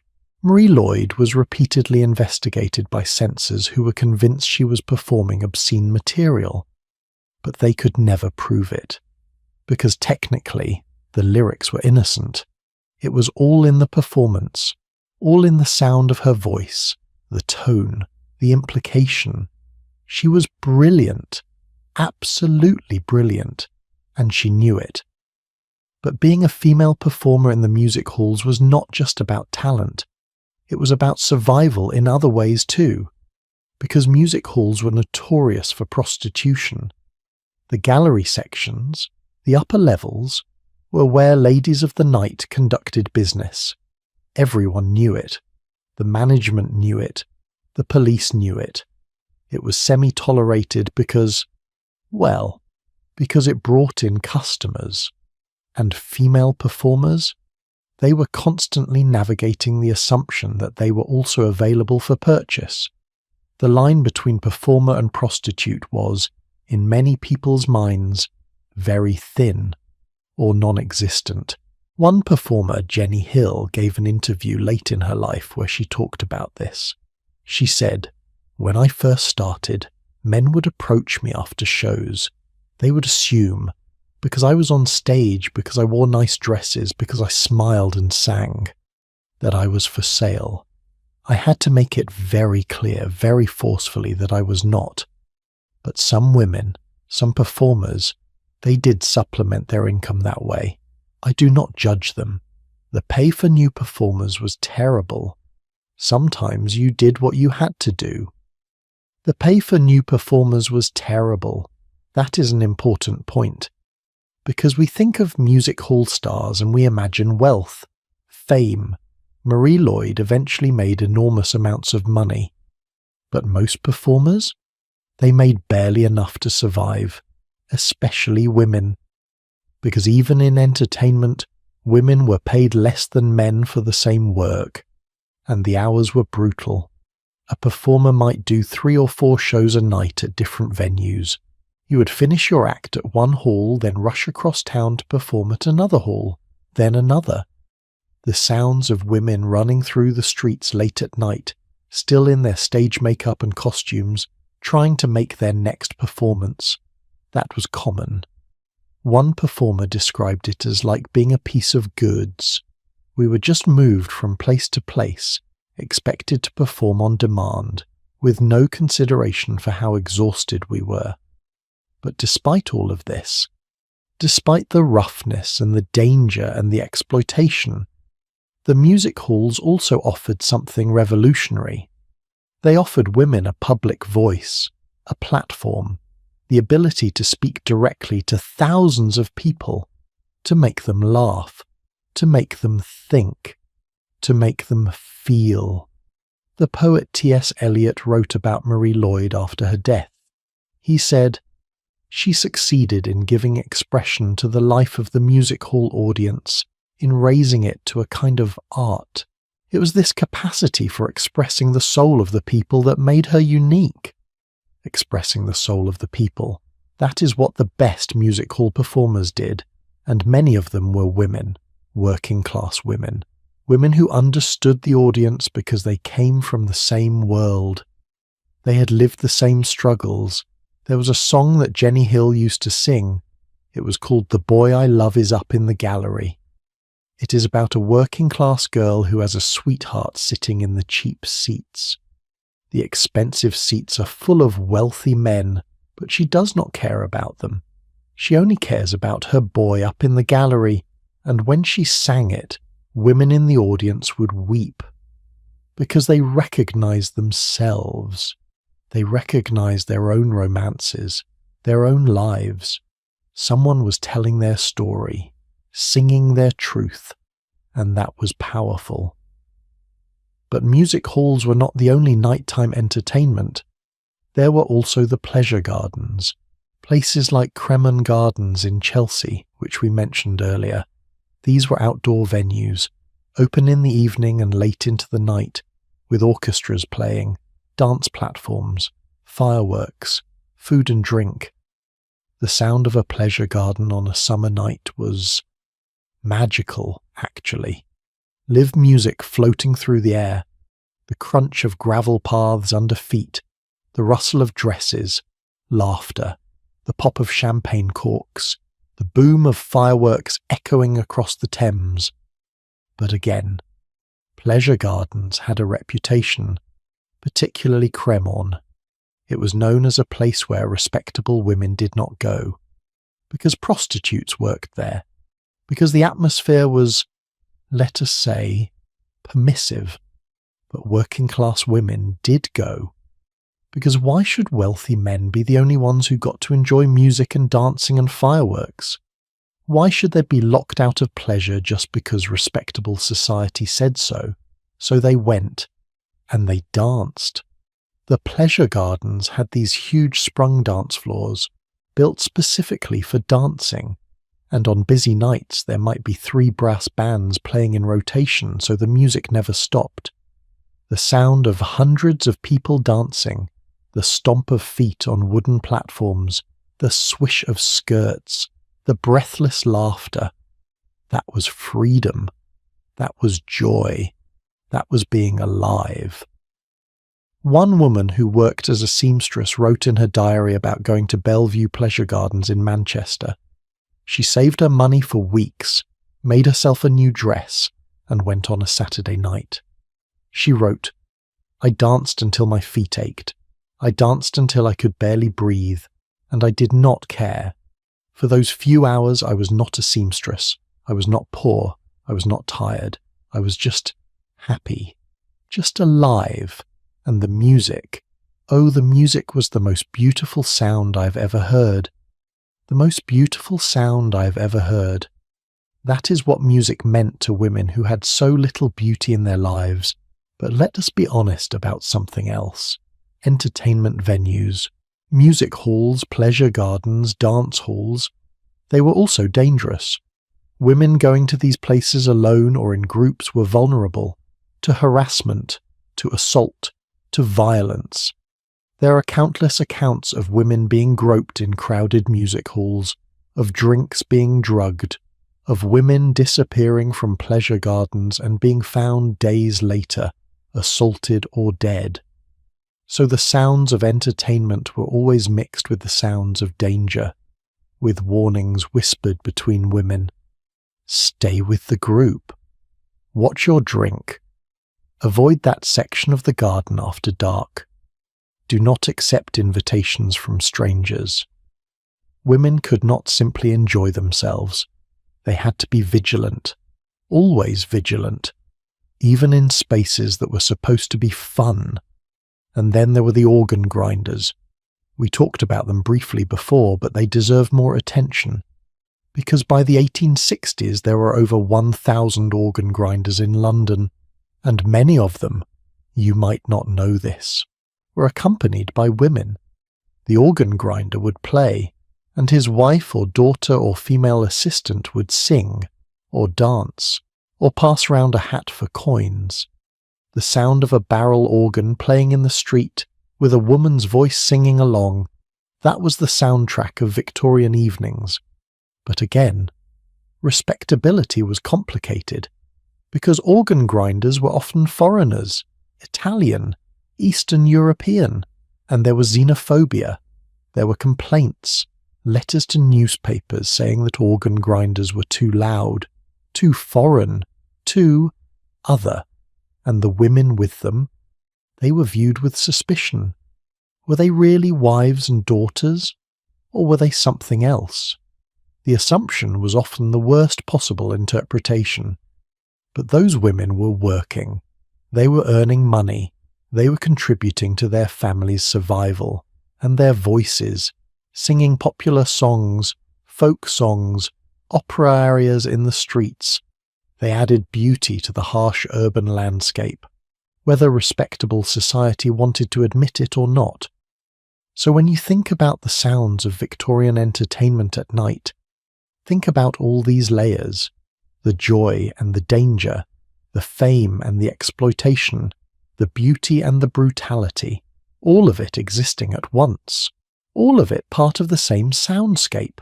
Women singing on stages, women dancing in gardens, women performing in the streets, all of them using their voices and their bodies to create something, to earn something, to be something more than just servants or factory workers or wives. But there were darker entertainment sounds too, sounds that we need to talk about because they were part of this world, whether we want to acknowledge them or not. The sounds of opium dens, the sounds of addiction, the sounds of escape that turned into imprisonment, and those sounds, those hazy, dangerous, complicated sounds, they are calling to us now. Follow me now down a different kind of street, away from the bright lights of the music halls, away from the noise and celebration, down narrow lanes near the docks, past Shadwell, into Limehouse, into London's Chinatown, where the sounds become softer, slower, more dangerous in their gentleness. We're going to talk about opium and the women who found themselves in its grip. The opium dens of Victorian London were real, not just sensationalized fiction from Sherlock Holmes stories or penny dreadfuls. They were actual places, located primarily in the East End near the docks where Chinese sailors had settled. And while the clientele was mostly men, there were women there too, English women. Women whose presence in these dens was one of Victorian society's most closely guarded secrets.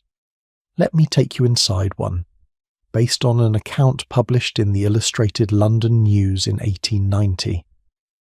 A journalist ventured into an opium den in a street off the West India Dock Road.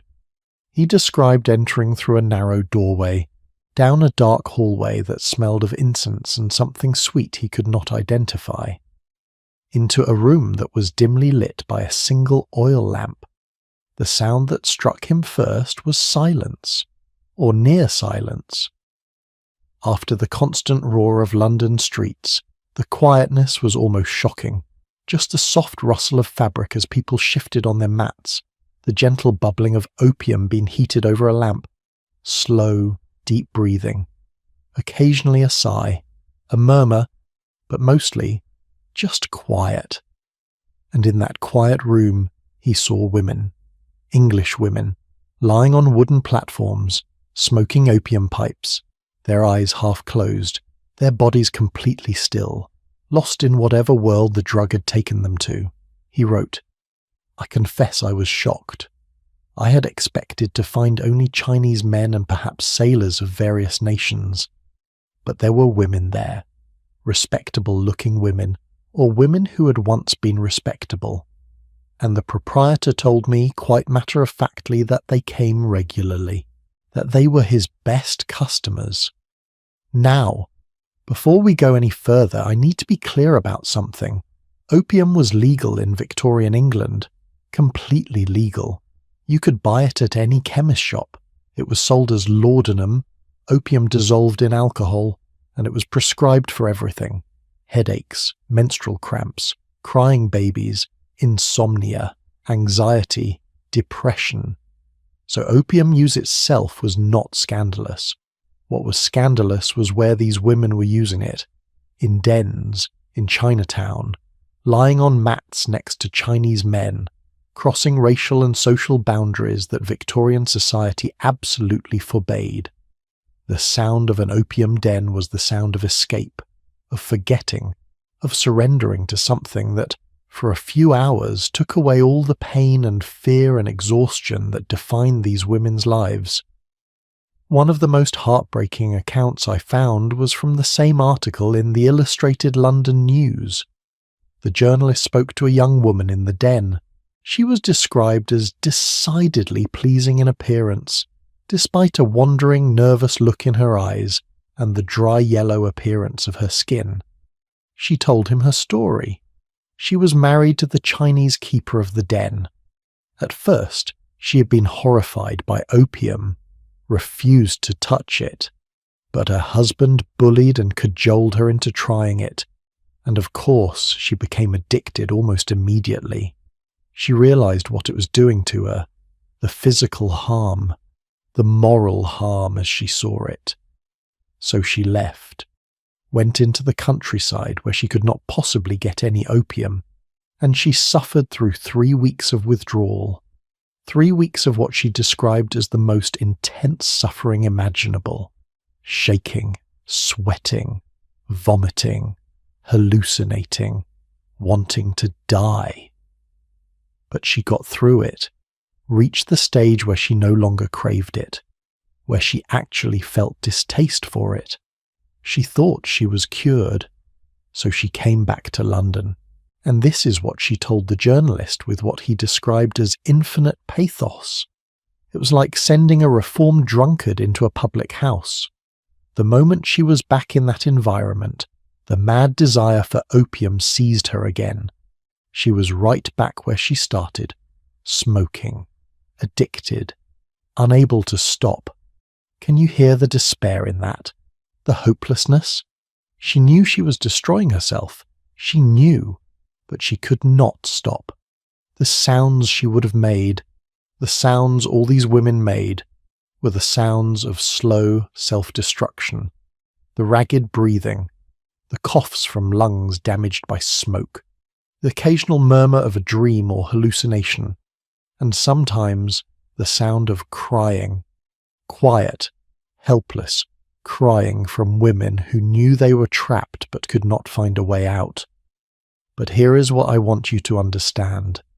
These women did not end up in opium dens because they were weak or immoral. They ended up there because they were in pain, and opium took the pain away, at least for a while. Think about the women we've been talking about all night.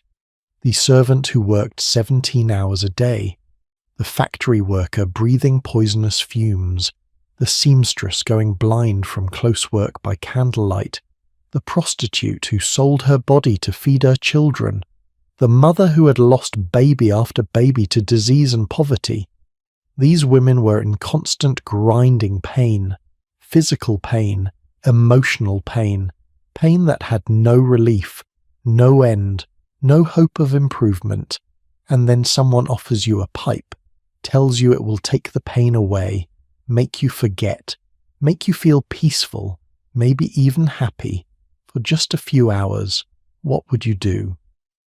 I am not saying opium addiction was a good solution. It was not a solution at all. It was a trap, a terrible trap that made everything worse. But I understand why women fell into it. Because what other escape did they have? Charles Dickens wrote about opium dens in The Mystery of Edwin Drood. He described them as places of oblivion. That is what women were seeking, oblivion, a break from consciousness, from memory, from the relentless awareness of their own suffering, and the dens provided that, for a price, a few pence per pipe, or sometimes the price was different. The journalist who wrote that 1890 article noted that some women paid for their opium by means which decency forbids me to detail, which means they paid with their bodies, with sex. So even in seeking escape from one form of degradation, they fell into another. The sound of transactions being made in opium dens, whispered negotiations, the clink of coins, or the rustle of clothing being removed, all of it happening in that dim, hazy, dreamlike atmosphere where normal rules seem suspended. But there were people who cared about these women, who tried to help them. The temperance movement, which we usually associate with alcohol, also campaigned against opium. And there were religious organizations, missions, that tried to rescue women from addiction. The sounds of these rescue efforts were, well, they were complicated, because the rescuers meant well mostly, but their methods were often harsh, judgmental, based on the idea that addiction was a moral failing rather than a medical condition. Women rescued from opium dens were often taken to homes, Magdalene houses which we've mentioned before, places designed to reform fallen women. And there they had to go through withdrawal, cold turkey, with no medical support, no understanding of what addiction actually was. The sounds from those withdrawal rooms must have been horrific. Women screaming, begging for opium, thrashing, convulsing. And the reformers would see this as, what? The devil being driven out? The punishment necessary for sin? One woman who survived this process wrote about it years later. She said, "They locked me in a room, alone, for days. I thought I was dying. I wished I was dying. I screamed until I had no voice left, and no one came. They thought they were saving my soul, but they were torturing my body." The contrast between the sounds of the opium den that soft, dreamy quiet, and the sounds of forced withdrawal, the screaming, the suffering, it shows you something important. Addiction is complicated. Helping people is complicated. And Victorian society had no idea how to handle either. But not all women who used opium were in dens. Remember, opium was legal. It was sold everywhere. And middle-class women, respectable women, used it too. They just used it at home, in private, where no one could see. Laudanum was everywhere in Victorian homes. It was in medicine cabinets, on bedside tables. Women took it for hysteria, for nerves, for the female complaints that doctors barely understood and could not treat. The sound of a middle-class woman taking her nightly dose of laudanum was the gentle clink of a spoon against a medicine bottle, the quiet sip, the sigh of relief as the drug began to work, and then silence, as she drifted off into drugged sleep. How many of these women were addicted? How many were taking larger and larger doses just like the women in the dens? We will never know. Because respectable addiction happened behind closed doors, it was hidden, denied, explained away as taking one's medicine. One famous case came to light in 1888. A middle-class woman died of an apparent opium overdose. During the inquest, it came out that she had been taking 60 drops of laudanum per day. 60. The normal dose was maybe 5 or 10 drops. Her husband testified that he had no idea. She had seemed fine, normal. How was he supposed to know she was addicted? The answer is that she had become very, very good at hiding it, at maintaining appearances, at making no sound that would give her away. That is what respectable addiction sounded like. It sounded like nothing, like normalcy, like every other middle-class household. Until suddenly it did not. But there were other sounds connected to opium and women. Sounds that are almost forgotten now, but were very real. The sound of women who worked in opium processing. Because opium had to be prepared, refined, packaged, and much of that work was done by women. There were small workshops, particularly in the East End, where women would sit all day processing raw opium, heating it, straining it, rolling it into pills or preparing it for smoking. The smell was overwhelming, sickly sweet, cloying. It stuck to your clothes, your hair, your skin, and the women doing this work. Of course they sampled the product. Of course they did. They were surrounded by it, breathing it in all day, and if a little bit found its way into their own pipes, who was going to stop them? So these women often became addicted too, but it was seen as an occupational hazard, like phosphorus poisoning for match workers, just part of the job. The sounds of these workshops were the sounds of small industry, the scrape of tools, the bubble of heating opium, the quiet conversation of women working side by side, and occasionally the sound of a woman nodding off, overcome by the fumes, slipping into a drugged stupor right there at her workbench. Now, I want to bring this back to something larger, because opium dens, Magdalen houses, they are part of a bigger pattern we've been seeing all night. Women in Victorian London were constantly being told they needed to be saved, reformed, rescued from prostitution, from addiction, from poverty, from their own choices, and all these rescue efforts, they came from places that claim to offer salvation, the church, charity organizations, reform movements, all of them saying, "Come to us. We will save you. We will make you respectable again." But what did salvation sound like? What were the actual sounds of these places? Prayer, constant mandatory prayer, women on their knees for hours, reciting prayers of repentance, begging God for forgiveness. The sound of their voices, worn thin from repetition, saying the same words over and over. "I am a sinner. I have fallen, please save me. Hymns, mournful penitential hymns, nothing joyful, nothing celebratory, just songs about sin and punishment and the hope of redemption through suffering. And silence, long stretches of mandatory silence. Because talking was seen as dangerous. Women might corrupt each other, might share ideas, might question whether they really needed to be saved. So the sounds of salvation were often the sounds of control, of judgment, of breaking women down so they could be rebuilt into something more acceptable to society. And yet, some women found genuine comfort in these places, genuine help. There were kind workers, sympathetic matrons, women who had been through similar struggles and truly wanted to help. The sound of kindness in a Magdalene house, a gentle voice saying, "You are not alone, you can survive this. I did." That sound mattered. That sound saved lives. So I cannot dismiss these places entirely, because for some women they were genuinely the only option, the only way out of a situation that would have killed them, but the fact remains. Women had to choose between the soft, dangerous sounds of the opium den and the harsh, judgmental sounds of the rescue home, between slow death through addiction and painful salvation through suffering. Those were the choices.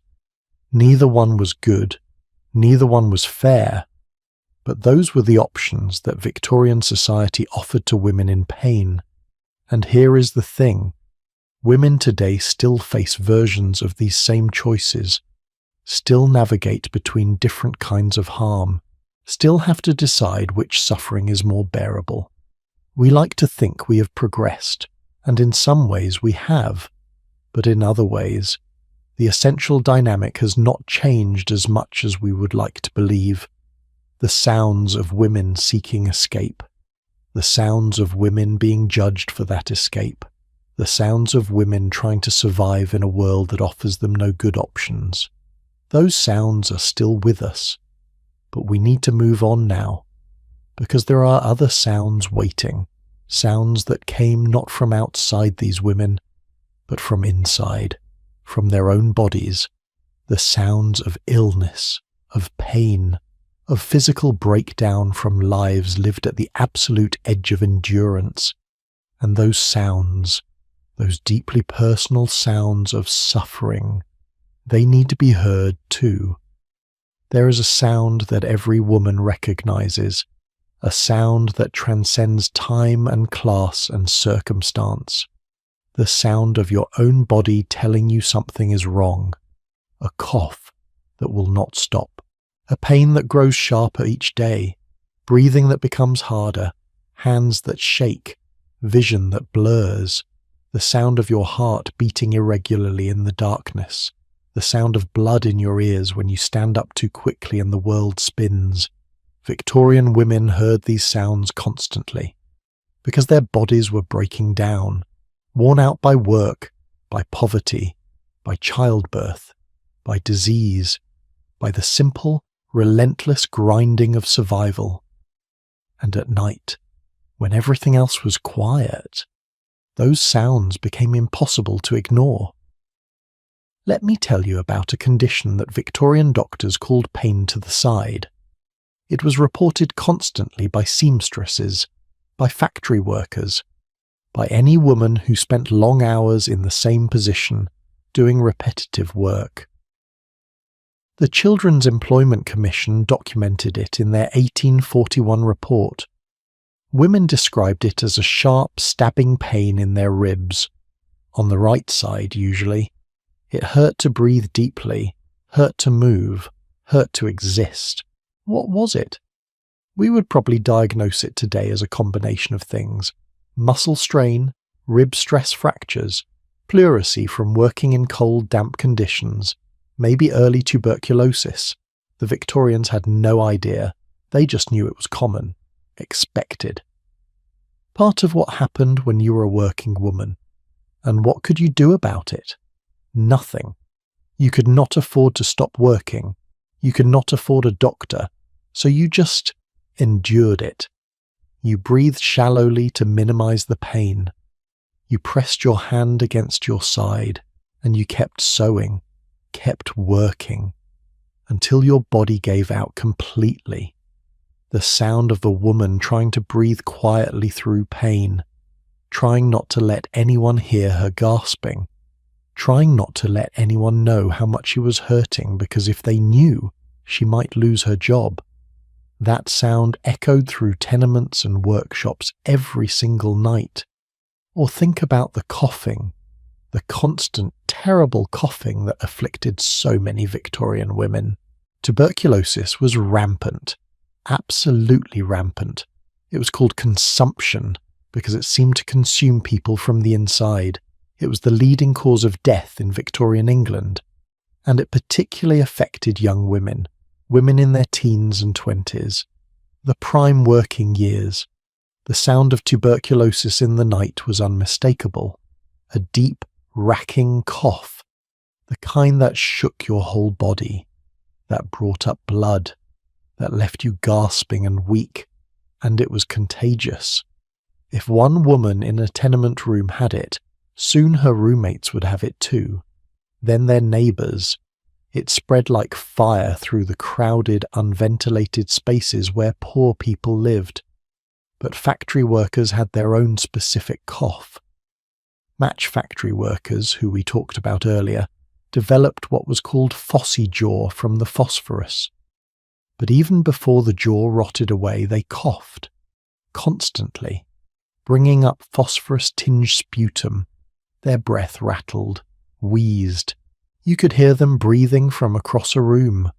Textile workers breathed in cotton fibres all day, flax fibres, wool dust, their lungs filled with it.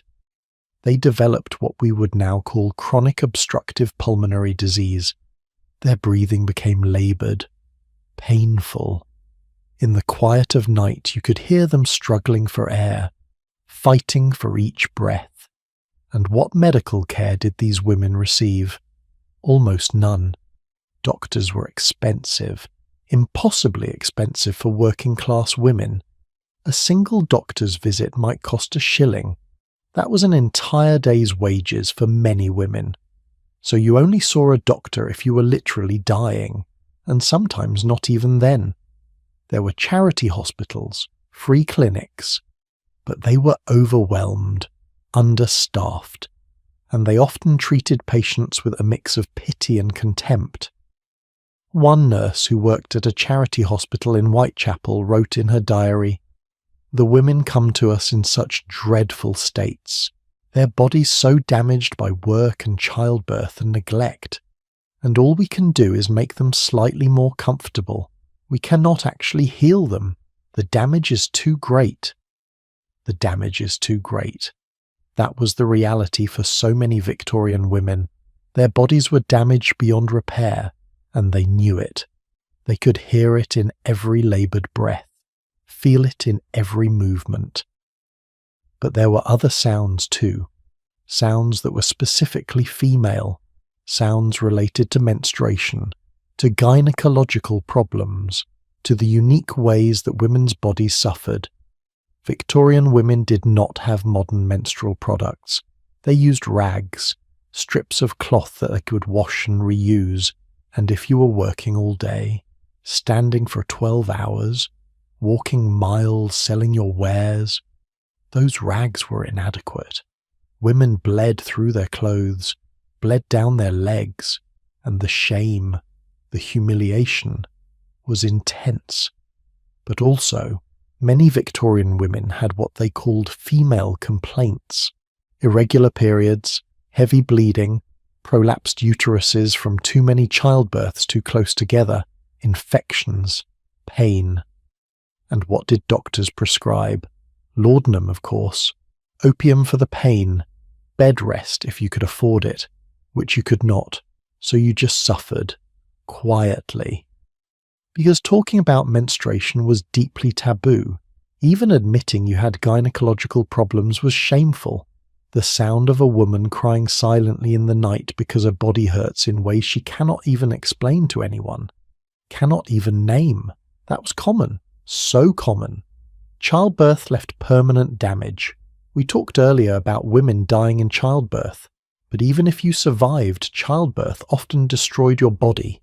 Tearing, fistulas, infections, incontinence, chronic pain. One midwife who practiced in East London for decades wrote about this. She said, "I have delivered hundreds of babies, and I can tell you that most women, after their fourth or fifth child, are physically broken. They leak urine when they cough. They have constant back pain. They have organs that have prolapsed, but they never complain. They consider it normal. The price of being a woman. The price of being a woman." What a devastating phrase. And the sounds that came with these conditions? Women trying to move quietly so no one would notice they were limping. Women trying to laugh without coughing. Women trying to sleep despite pain that radiated through their entire pelvis. Women trying to maintain dignity despite bodies that no longer functioned properly. There was also the sound of tooth decay, which seems minor perhaps compared to everything else. But dental health was terrible among working-class Victorians. People rarely brushed their teeth, could not afford tooth powder, ate diets high in sugar when they could get it, and had no access to dental care. So teeth rotted, abscessed, caused infections that spread to the jaw, to the bloodstream. Women walked around with constant toothache, with infected gums, with missing teeth, and the pain was excruciating. At night, when you could not distract yourself with work, the toothache became all-consuming. The throbbing, the sharp jolts of pain with every heartbeat. Some women would tie string around an infected tooth and yank it out themselves, just to end the pain. Can you imagine that? Pulling out your own tooth with no anesthesia. But they did it, because the pain was unbearable, and they had no other option. The sound of a woman moaning in dental agony at 2 a.m, the sound of her muffled scream when she finally pulls the tooth free, the sound of her spitting blood into a basin. These were the sounds of medical care for the poor. But perhaps the most heartbreaking sounds were the ones that came from diseases that could have been prevented, should have been prevented. Cholera, typhoid, dysentery. All of them were diseases of bad sanitation, of contaminated water, of sewage in the streets, and they killed thousands of people every year, disproportionately killed women and children. The sound of cholera was horrific. Violent vomiting, diarrhea, dehydration so severe that your skin turned blue, your eyes sank into your skull, you died looking like a corpse already, and it spread through tenements like wildfire. One person got it, and within days everyone in the building was sick. The sounds from a cholera outbreak were nightmare fuel, people screaming for water, for help, the smell. Oh God, the smell! The sound of children dying, of mothers too sick to comfort them. There was a massive cholera outbreak in London in 1854. A doctor named John Snow proved that it was spread by contaminated water from a specific pump on Broad Street. He literally proved it, showed the data, and still it took years for the city to improve the water supply, to build proper sewers, to protect public health. How many women died in those years, while officials debated and delayed? Thousands, tens of thousands, and they died hard, suffering deaths that could have been prevented. The sound of a woman dying of cholera, calling out for water that will only make her sicker. That sound should haunt us. But there were also chronic conditions, things that did not kill you quickly, but made life miserable. Rheumatism was incredibly common. From working in cold, damp conditions, from standing in water all day if you were a laundress, from sleeping in unheated rooms, the sound of a woman trying to move stiff, painful joints, the gasp when she first stands up in the morning, the groan when she climbs stairs, the whimper when she has to carry something heavy. These sounds were the background noise of aging for working-class women, except they were not aging. Many of these women were in their 30s, their 40s, but their bodies were old, worn out, finished. There is a photograph I saw in my research. A group of women who worked in a fish gutting operation. They're standing outside the factory, posing for the camera. The caption says they range in age from 25 to 40. But they look ancient. Their faces are deeply lined. Their backs are bent. Their hands are gnarled. They look 70, 80. But they are young women. Or they should be. What does a 30-year-old woman with the body of a 70-year-old sound like at night? Like pain, like exhaustion, like someone who knows their body is failing and there is nothing they can do to stop it. And here is something else. Victorian medicine had some truly terrible ideas about women's bodies. Doctors believed that women were inherently weaker than men, more prone to hysteria, more emotionally fragile, and they treated women accordingly. If a woman complained of any symptom, any pain or problem, doctors often dismissed it as hysteria, as emotional instability, as overreacting. Women were told their symptoms were all in their heads, that they needed to be less emotional, more rational, and meanwhile, their actual physical problems went untreated. The sound of a woman trying to convince a doctor that her pain is real, that she is not hysterical, that something is genuinely wrong with her body, and the sound of that doctor condescending to her, dismissing her, prescribing her bed rest and laudanum instead of actual treatment. That dynamic is still happening today, by the way. It never really ended. There were a few female doctors by the late Victorian period. Very few. They had to fight incredibly hard for the right to practice medicine. But the women who did become doctors, they often reported being shocked by the state of women's health, by how much suffering women had simply accepted as normal. Dr. Elizabeth Garrett Anderson, one of the first female doctors in England, wrote about this.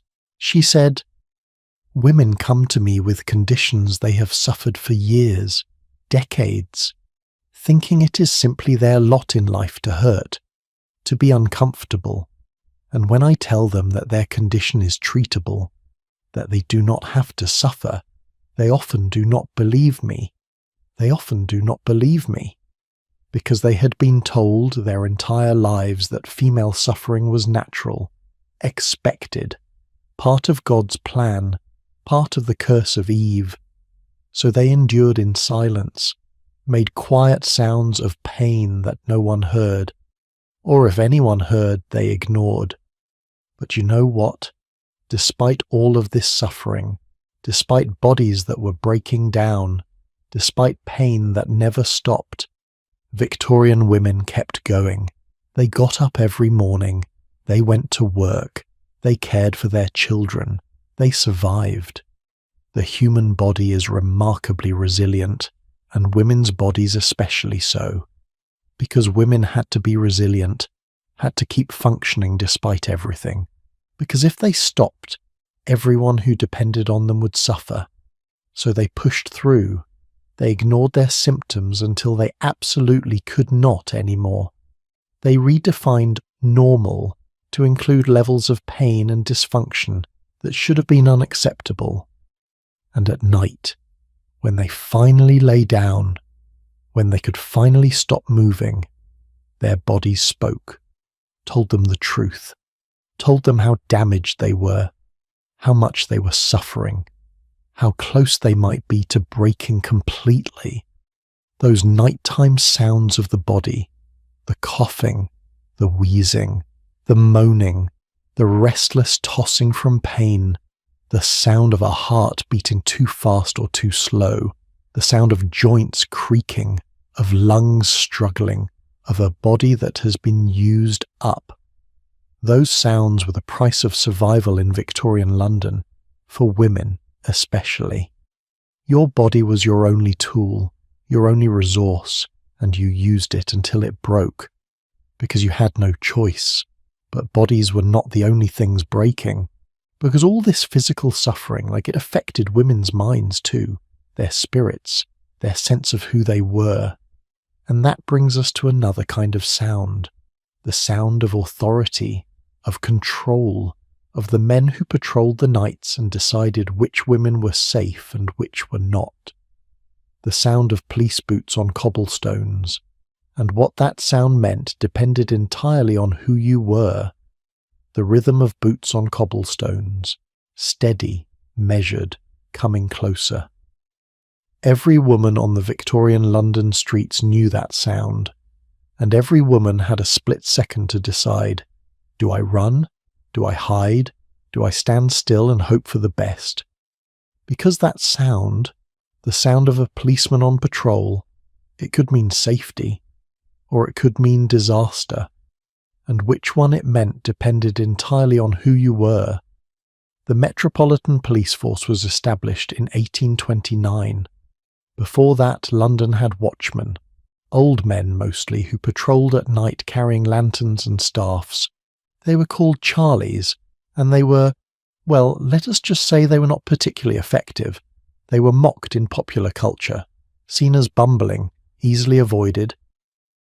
But then came the police, the bobbies, named after Sir Robert Peel, who created them. Young men, fit men, men with uniforms and authority and the power to arrest you, and they transformed the sound of London nights. The distinctive sound of a bobby's footsteps was deliberate. They wore heavy boots. They walked with a specific cadence, slow and steady. Because the point was not to sneak up on criminals.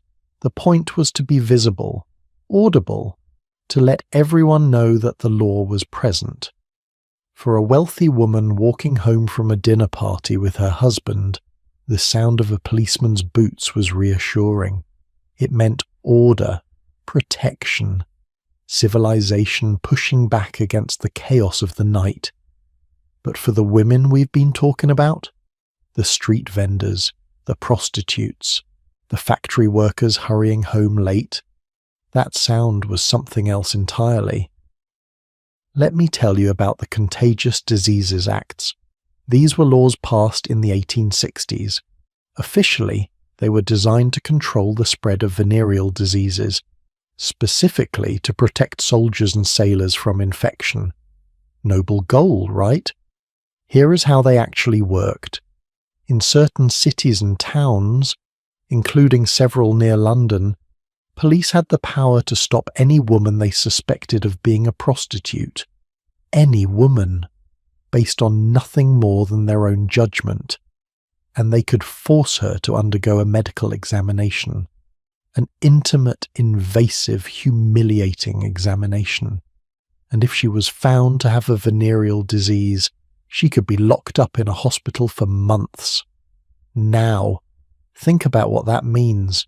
Police could stop any working-class woman, at any time, for any reason.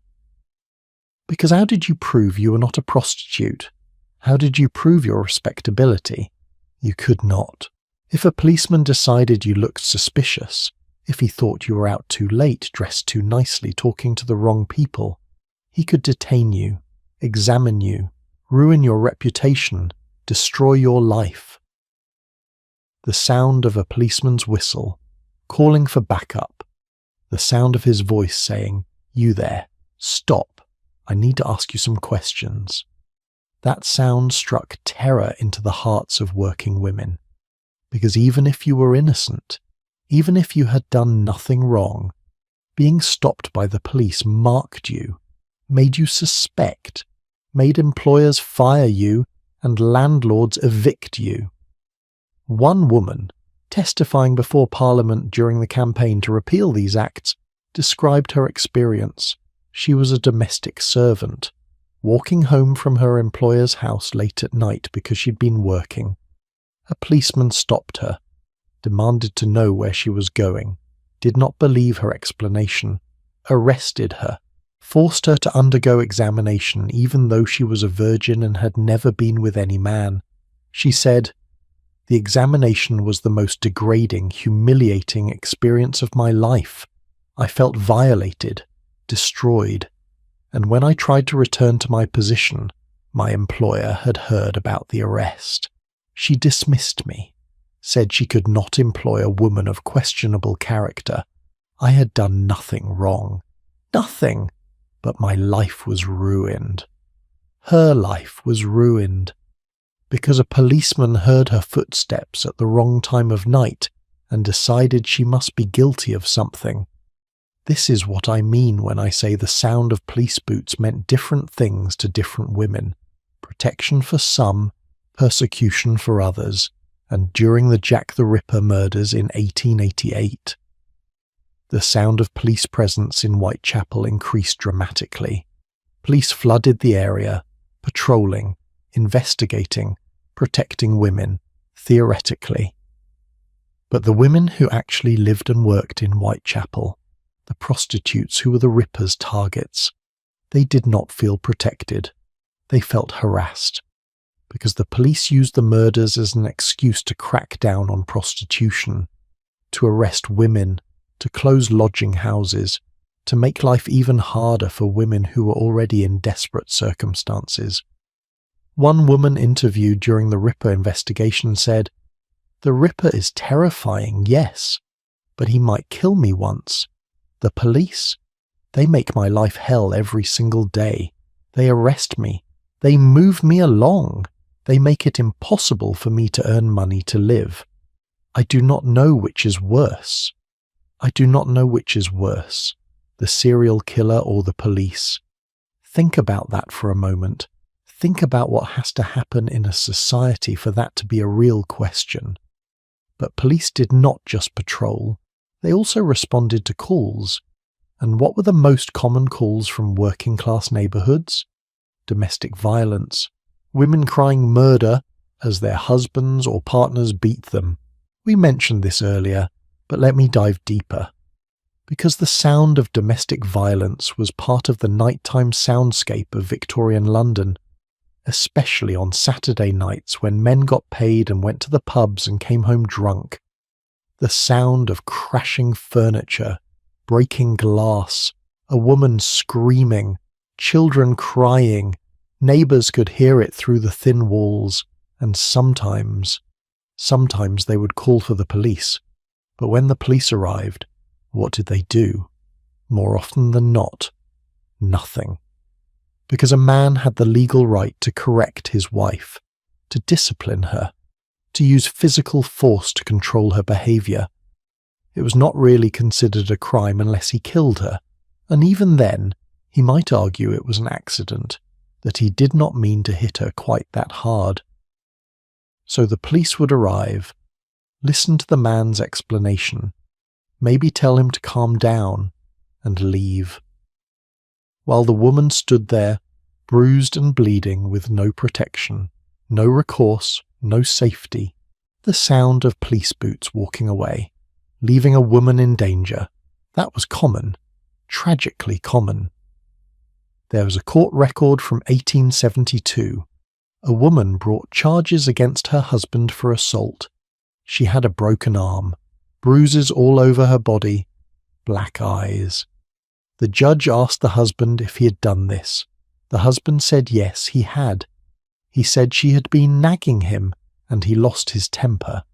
And the judge dismissed the case, said that while the husband had perhaps been a bit excessive, a man had the right to discipline his wife, and the woman should consider whether her own behaviour had provoked the attack. Her own behaviour had provoked the attack. The sound of those words, the sound of a judge blaming a woman for her own beating, that is the sound of systemic injustice. But there were also women who fought back, who refused to accept this treatment, and when they did, they often ended up in jail themselves. charged with assault, with disturbing the peace, with being drunk and disorderly. One police officer who worked in Whitechapel for 20 years wrote in his memoirs that the female prisoners were often the most difficult, the most defiant. He said, "They curse at you, they spit, they fight, they show no respect for authority. It is as if they have no sense of proper feminine behaviour." No sense of proper feminine behaviour. Translation, they refused to be victims quietly. They fought back. They made noise. They demanded to be treated fairly. And for that, they were labelled as problematic, as criminals. The sound of a woman in a jail cell shouting, demanding to be released, insisting she had done nothing wrong. Those sounds echoed through police stations every night. But here is something interesting. The police force was all male, completely male. There were no female police officers until well into the 20th century, and this meant that when women were arrested they were searched and handled by men, which created problems. Sexual assault by police officers was not uncommon. A woman arrested and taken to a police station was vulnerable, alone, with no witnesses, and some officers took advantage of that. The official records rarely mention this, of course, but personal accounts, letters, diaries, testimony from reform campaigns, they tell a different story. Women learned to be afraid of being arrested, not just because of the legal consequences, but because of what might happen to them in custody. The sound of a cell door locking, the sound of footsteps approaching, the sound of a woman realizing she is trapped and helpless. Those were sounds of terror. Now. I do not want to paint all police officers as villains. There were good men on the force, men who genuinely tried to help, who treated women with respect, who went beyond their duty to protect the vulnerable. There are records of police officers who would walk prostitutes home, who would warn them about dangerous clients, who would arrest men for beating their wives, even when it was not technically required. These men existed. They mattered. But the system, the structure, it was designed in a way that gave police enormous power over women's lives, and that power was easily abused. And then there was the sound that every woman dreaded, the police whistle, that shrill, piercing blast that meant something serious was happening, a crime, an arrest, danger. When you heard that whistle, you ran. If you were a street vendor without a license, you ran. If you were a prostitute, you ran. If you were anyone who might be considered suspicious, you ran. Because that whistle meant police were coming, in force, and they would arrest anyone who looked like they did not belong. The sound of women running, footsteps echoing in alleys, gasping for breath, the rustle of skirts, the clatter of dropped goods, that was the sound of survival, of escaping before you could be caught up in whatever was happening. There was a massive police raid in Whitechapel in 1887. The police swept through the streets, arresting everyone they considered undesirable. Prostitutes, homeless people, street vendors, anyone who could not immediately prove they had a legitimate reason to be there. One woman who witnessed it described the sound as like a stampede. Women screaming, running, crying. The police whistles blowing constantly, the sound of chaos and fear. Dozens of women were arrested that night, charged with various offences, loitering, soliciting, being drunk and disorderly. Most of them spent several days in jail before being released with a warning, but the damage was done. They lost work, lost money, lost what little stability they had. But here is what I find most interesting about the sound of police in Victorian London. It was the sound of class control, not really crime control, because serious crimes, murders, robberies, fraud, those were investigated carefully when they happened to wealthy people. But when they happened to poor women, the investigation was perfunctory at best. The Jack the Ripper case is famous partly because it was so unusual. The police actually tried to solve murders of prostitutes. They put resources into it, created task forces, investigated seriously, and even then, they never caught him. But there were dozens, hundreds, of other women murdered in Victorian London, beaten to death by husbands or clients or strangers, and most of those murders were barely investigated. The victim was poor, unrespectable. Her death was sad, perhaps, but not important enough to dedicate serious resources to solving. The sound of a murder investigation that never happened. That is a sound too.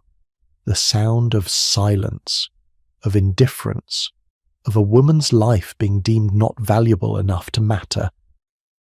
One reformer, writing in 1890, said, "The police are not here to protect all of us. They are here to protect property and respectability. If you have neither, you can expect no protection. You are on your own. You are on your own." That was the message that poor women heard loud and clear. The police might or might not help you. Probably not. So you had to protect yourself, form communities, watch out for each other, because no one else would. And that brings us full circle in a way. Because all these sounds we've been exploring, the factory whistles, the church bells, the vendor cries, the sounds of illness and suffering and survival, they all existed in a world that did not value women's lives, particularly poor women's lives. The structures of power, the police, the law, the church, the employers, they all work together to keep women in their place, to control them, to extract labor from them, to use them up. But women resisted. In small ways and large ways, they formed unions, they went on strike, they created communities of mutual support, they survived, they persisted, despite everything. And the sounds of that resistance, the sounds of women's voices raised together, refusing to be silent, those sounds echo still. They are part of our heritage, part of our strength. But we're not quite done with our journey through these forgotten nights, because there is one more category of sound we need to explore. Sounds that came not from humans at all, but from the natural world, from weather, from the river, from the very atmosphere of Victorian London. And those sounds, those elemental sounds, they affected women in ways that might surprise you. Beneath all the human noise, beneath the factory whistles and church bells and vendor cries, there was another layer of sound, ancient sound, elemental sound, the sound of nature itself. And in Victorian London, nature was not neutral. It was not the same for everyone.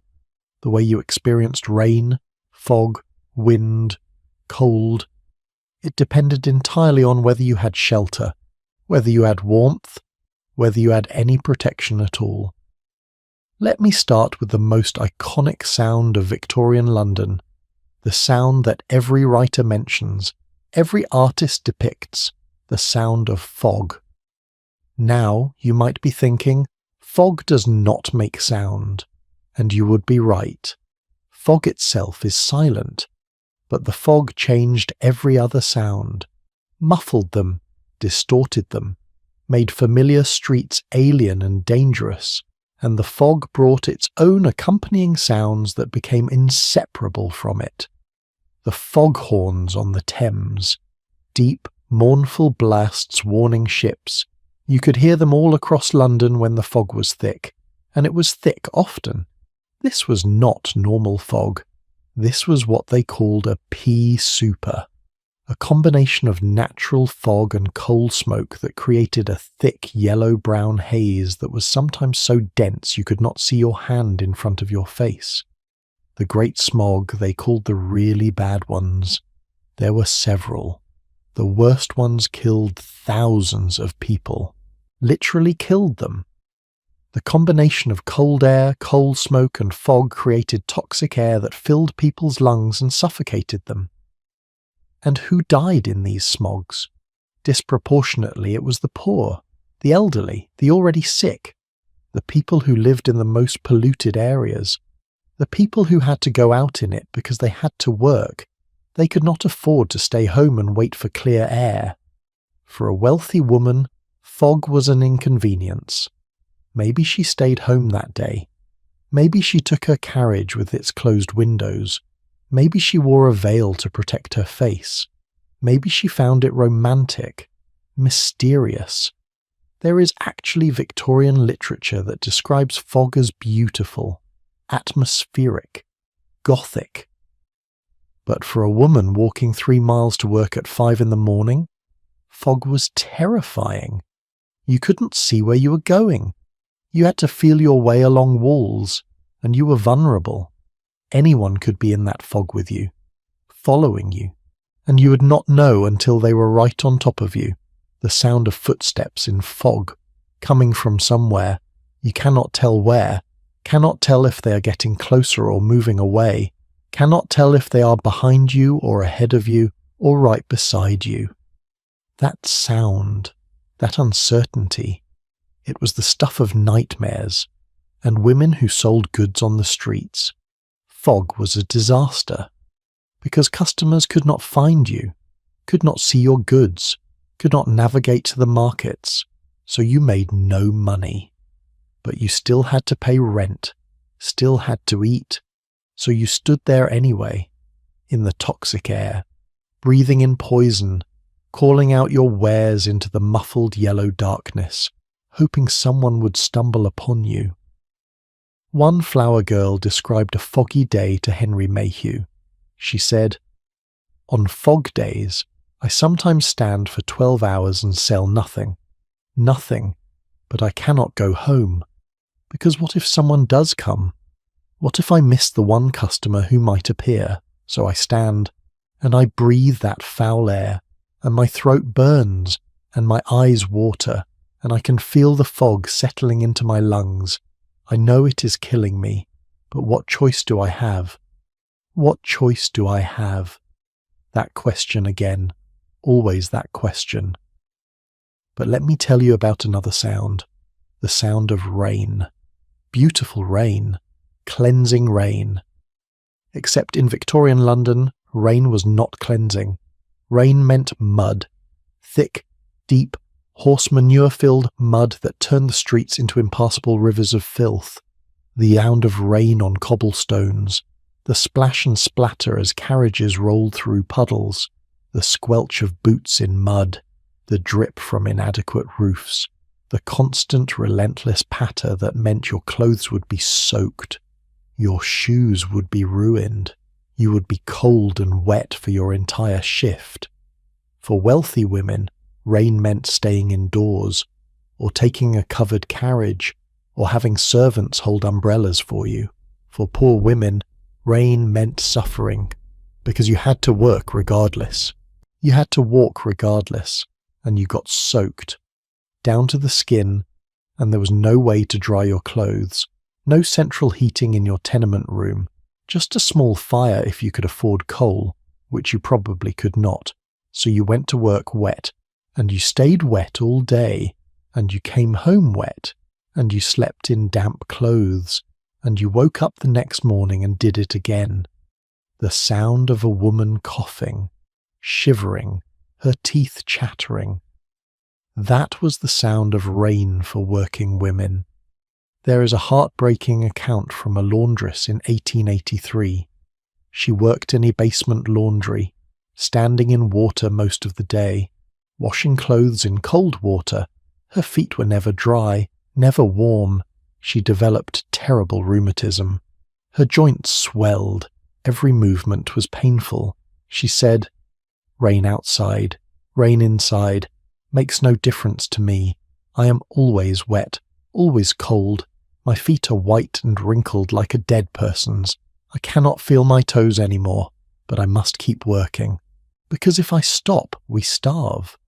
Her feet are white and wrinkled like a dead person's. What an image! What a reality! But there was another weather sound that affected women specifically, the sound of wind. Now, wind might not seem like a gendered issue, but think about Victorian clothing.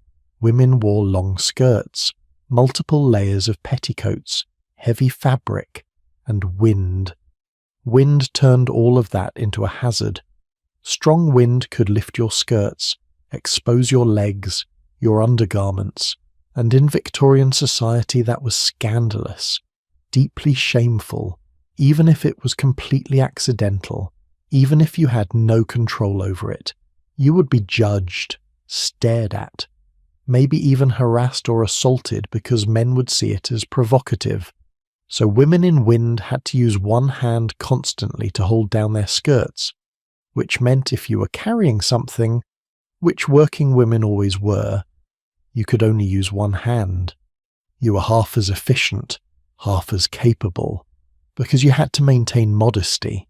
The sound of wind whipping through London streets, the flap and rustle of fabric, women calling out warnings to each other. "Hold your skirts! Wind coming!" It sounds almost funny now, but it was a real concern, a real limitation. And in winter, wind was brutal. Victorian clothing for poor women was inadequate. Thin fabric, holes, no proper coats. You might have a shawl, maybe, if you were lucky, but that was it. Your hands were bare. Your feet had shoes with holes in them. Your head might be covered with a thin scarf, so when winter wind blew, when it cut through the streets like knives, women suffered. The sound of wind was the sound of exposure, of vulnerability, of cold so intense it hurt. There are records of women freezing to death on London streets. Not many, but some. Women who were homeless, or who had been locked out of their lodgings for not paying rent, or who had been working late and could not make it home. They would find shelter in a doorway or under a bridge, and sometimes they would not wake up. The sound of wind howling through London at night, and somewhere in that wind a woman dying of cold. That is a sound we need to remember. But let me tell you about a sound that was uniquely Victorian London. The sound of the Thames, that great, filthy, toxic river that ran through the heart of the city. The Thames in Victorian times was an open sewer, literally. All the waste from the city flowed into it. Human waste, industrial waste, dead animals, everything. And in summer, when the water level dropped and the temperature rose, the smell, oh God, the smell was indescribable. They called it the Great Stink. In 1858, the smell from the Thames was so bad that Parliament had to suspend sessions. The members could not function. They soaked the curtains in chloride of lime to try to mask the smell. It did not work. But people still used the river, had to use it. It was a major thoroughfare, a workplace. Women worked on the Thames, sold goods from boats, washed clothes in it, believe it or not, collected things that floated in it to sell. The sound of the Thames at night was eerie. The lap of toxic water against the docks, the creak of boats, the foghorns, the occasional splash as something, or someone, fell in. The river was dangerous, people drowned in it constantly. The currents were strong, the water was cold, and if you fell in you were probably going to die. There were also the mudlarks, poor women and children who had waded into the Thames at low tide, looking for things to sell, coal that had fallen from boats, nails, bits of rope, anything that had value. They would work in the mud, that toxic, foul-smelling mud, for hours, and they might make a few pennies if they were lucky. The sound of mudlarks at work, the squelch of mud, the splash of water, the calls as they found something useful, and the silence when someone got stuck, when the tide came in too fast, when the mud held them and they could not escape and they drowned. One observer described watching mudlarks work. He said, "They are mostly women and children, working in water up to their knees, in mud up to their ankles. They work until their hands are raw and bleeding, until their bodies are so cold they can barely move. And for what? For pennies, literal pennies." But the Thames also provided something. In a strange way, it was a liminal space, a boundary between the respectable city and the underworld, and women who had nowhere else to go, women who had been cast out of society.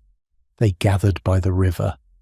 There were women who slept under the bridges, women who worked the docks, selling themselves to sailors, women who had given up on everything except survival, and the sound of their lives, the sound of women existing on the margins, by the water, in the darkness.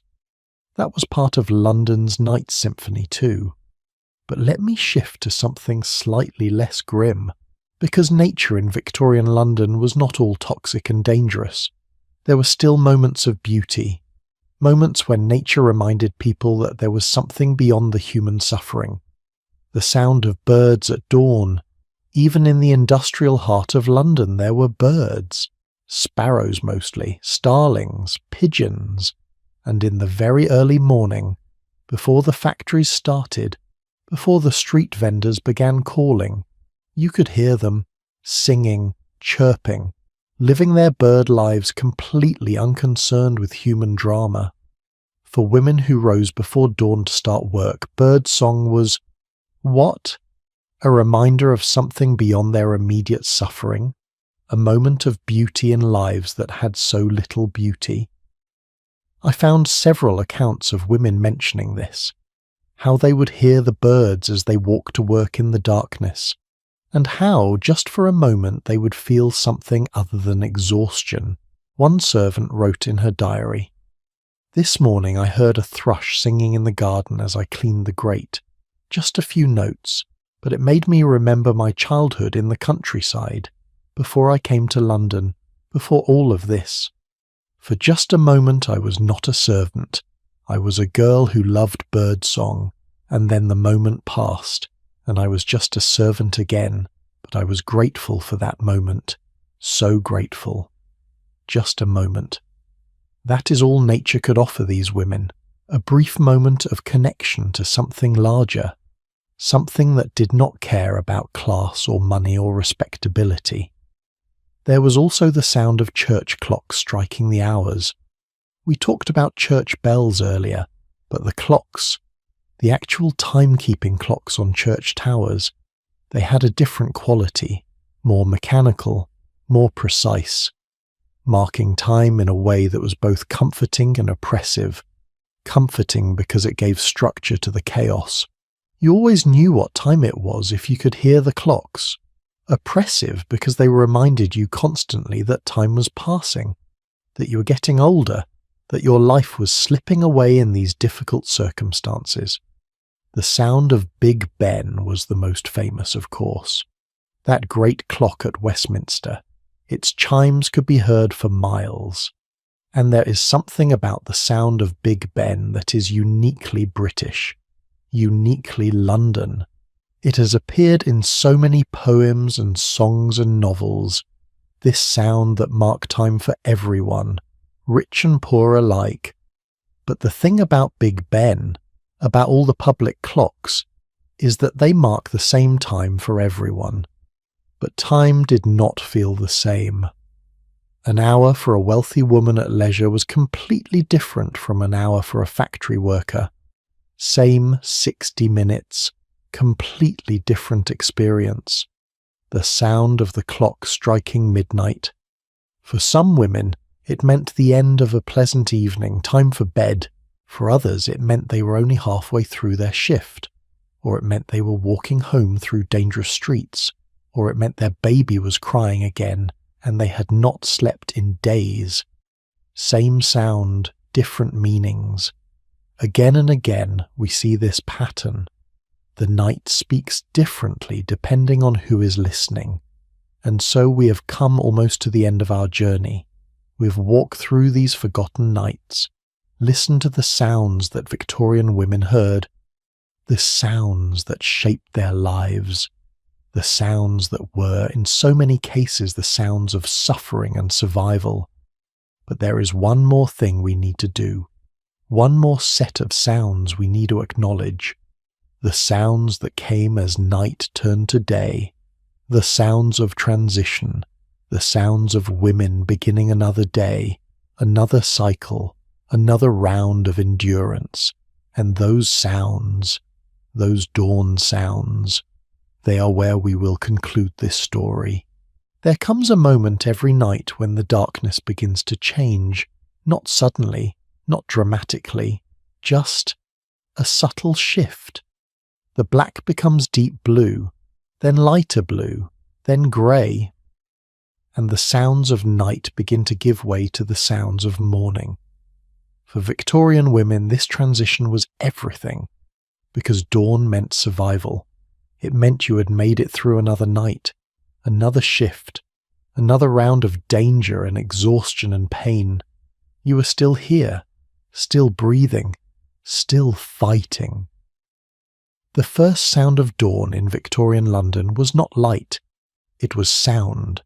Specifically, it was the sound of the first factory whistle, 4:30 in the morning, or 5, piercing through the pre-dawn darkness, calling women back to work. And here is the cruel irony. For many women, the sound of that morning whistle was almost welcome, because it meant structure, purpose. The night with all its dangers was ending. The day with all its brutal labour was beginning. But at least the day was familiar. At least you knew what to expect. The sound of women rising in the darkness, all across London, in tenements, in servants' quarters, in workhouses, in doorways where they'd been sleeping rough, the creak of beds, the rustle of clothing, the splash of cold water on faces, the quiet groans of bodies that had not rested enough, that would never rest enough, but they rose. Because what choice did they have? That question has echoed through every part of our story tonight. What choice did they have? And the answer, always, was none. They had no choice but to keep going, to keep surviving, to keep pushing their bodies and minds beyond what should have been endurable. By 5:30 or 6 in the morning, Covent Garden Market was already in full swing. This massive fruit and vegetable market in the heart of London, and it was chaos. Beautiful, productive chaos. The sound of cartwheels on cobblestones, hundreds of them. The shouts of vendors selling their produce wholesale, the haggling, the transactions, the movement of food from the countryside into the city. And women were everywhere in this soundscape. Women buying produce to resell on the streets, women carrying baskets on their heads, women negotiating prices, women working as fast as possible, because the best goods went early, and if you were late, you got nothing. One journalist who visited Covent Garden at dawn in 1875 described it as a symphony of commerce. He wrote, "The energy at this hour is extraordinary. These people, many of them women, have been working all night or have risen before dawn, and yet they move with purpose, with determination.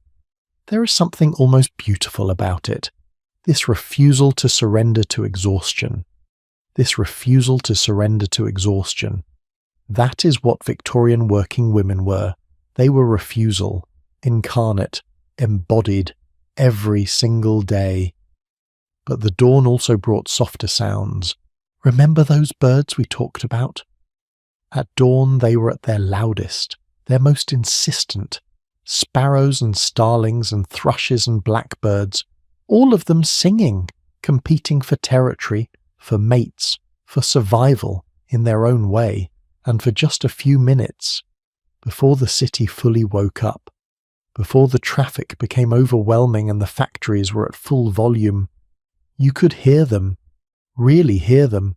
A woman walking to work might pause for just a moment, look up, listen to a bird singing from a chimney pot, and remember that there was more to the world than her suffering. These moments mattered. They mattered more than we can possibly understand from our comfortable distance. In lives that offered so little beauty, so little hope, so little joy, a moment of birdsong was profound. It was a gift, a reminder of something larger. One woman, interviewed in her old age about her years as a factory worker, said this: "Every morning I would hear the birds as I walked to the mill, and I would think, they survived the night too. They are singing. Maybe I can make it through one more day. It sounds foolish now, but those birds, they kept me alive in a way. They kept me alive in a way. How beautiful is that? How heartbreaking." The dawn also brought the sound of street sweepers, men and women with brooms cleaning the horse manure and garbage from the previous day, trying to make the streets passable before the main traffic began. The scrape and swish of brooms on cobblestones, the rattle of carts collecting waste. This was another invisible labour, another job that kept the city functioning, and it was brutal work. You were dealing with filth, with smell, with things no one wanted to touch, but someone had to do it, and often that someone was a woman too old or too sick to do heavier work. Women at the end of their productive lives still working because there was no retirement, no pension, no rest. The sound of an elderly woman sweeping streets at dawn, her laboured breathing, her cough, the slow, painful movement. That sound should fill us with rage, with sorrow. But mostly it should fill us with recognition, because that woman was someone's mother, someone's grandmother, someone who had worked her entire life and was still working, still surviving, still pushing forward. By 6 or 7 in the morning, the day shift workers were arriving at factories, the night shift workers were leaving, and there was this moment, this brief moment of transition, where women going in would pass women coming out. Sometimes they would speak. How was it? Rough. Good luck. Sometimes they would just nod. Sometimes they were too exhausted even for that. But there was recognition, solidarity. I see you. I know what you're going through. We're in this together. The sound of this changing of the guard, footsteps going in opposite directions, the factory door opening and closing, the brief silence between shifts, and then the machine starting up again, the relentless rhythm continuing, because the factory never truly slept. It just changed workers, used up one set of bodies and brought in fresh ones. Fresh. That is a cruel word in this context, because none of these women were fresh. They were all exhausted, all damaged, all struggling, but they were upright, breathing, present, and that counted as fresh enough. There was also the sound of church bells for morning prayers, different from the night bells. These had an optimistic quality, a sense of beginning, of hope, of God's mercy renewed each morning. That is what the church taught, that each day was a fresh start, a new opportunity for grace. And maybe some women believed that. Maybe faith gave them strength. But I imagine many women heard those morning bells and thought, another day, another round of the same suffering. How many more times must I do this? How many more times? Until you died, basically. That was the answer. There was no retirement age, no social security, no pension for working class women. You worked until your body gave out, and then you died. Probably in a workhouse, probably alone. The sound of morning prayers in workhouses was particularly grim. Workhouses were where people who had absolutely nothing went as a last resort. The elderly, the disabled, the destitute, and the rules were designed to be harsh. To discourage people from seeking help, you had to work, You had to pray, you had to follow strict schedules, and in return you got minimal food and a place to sleep. The sound of hundreds of voices reciting prayers by rote. No feeling, no conviction, just words that had to be said. Words that were the price of survival. Our Father who art in heaven. But what kind of father watches his children suffer like this? I am not trying to be blasphemous.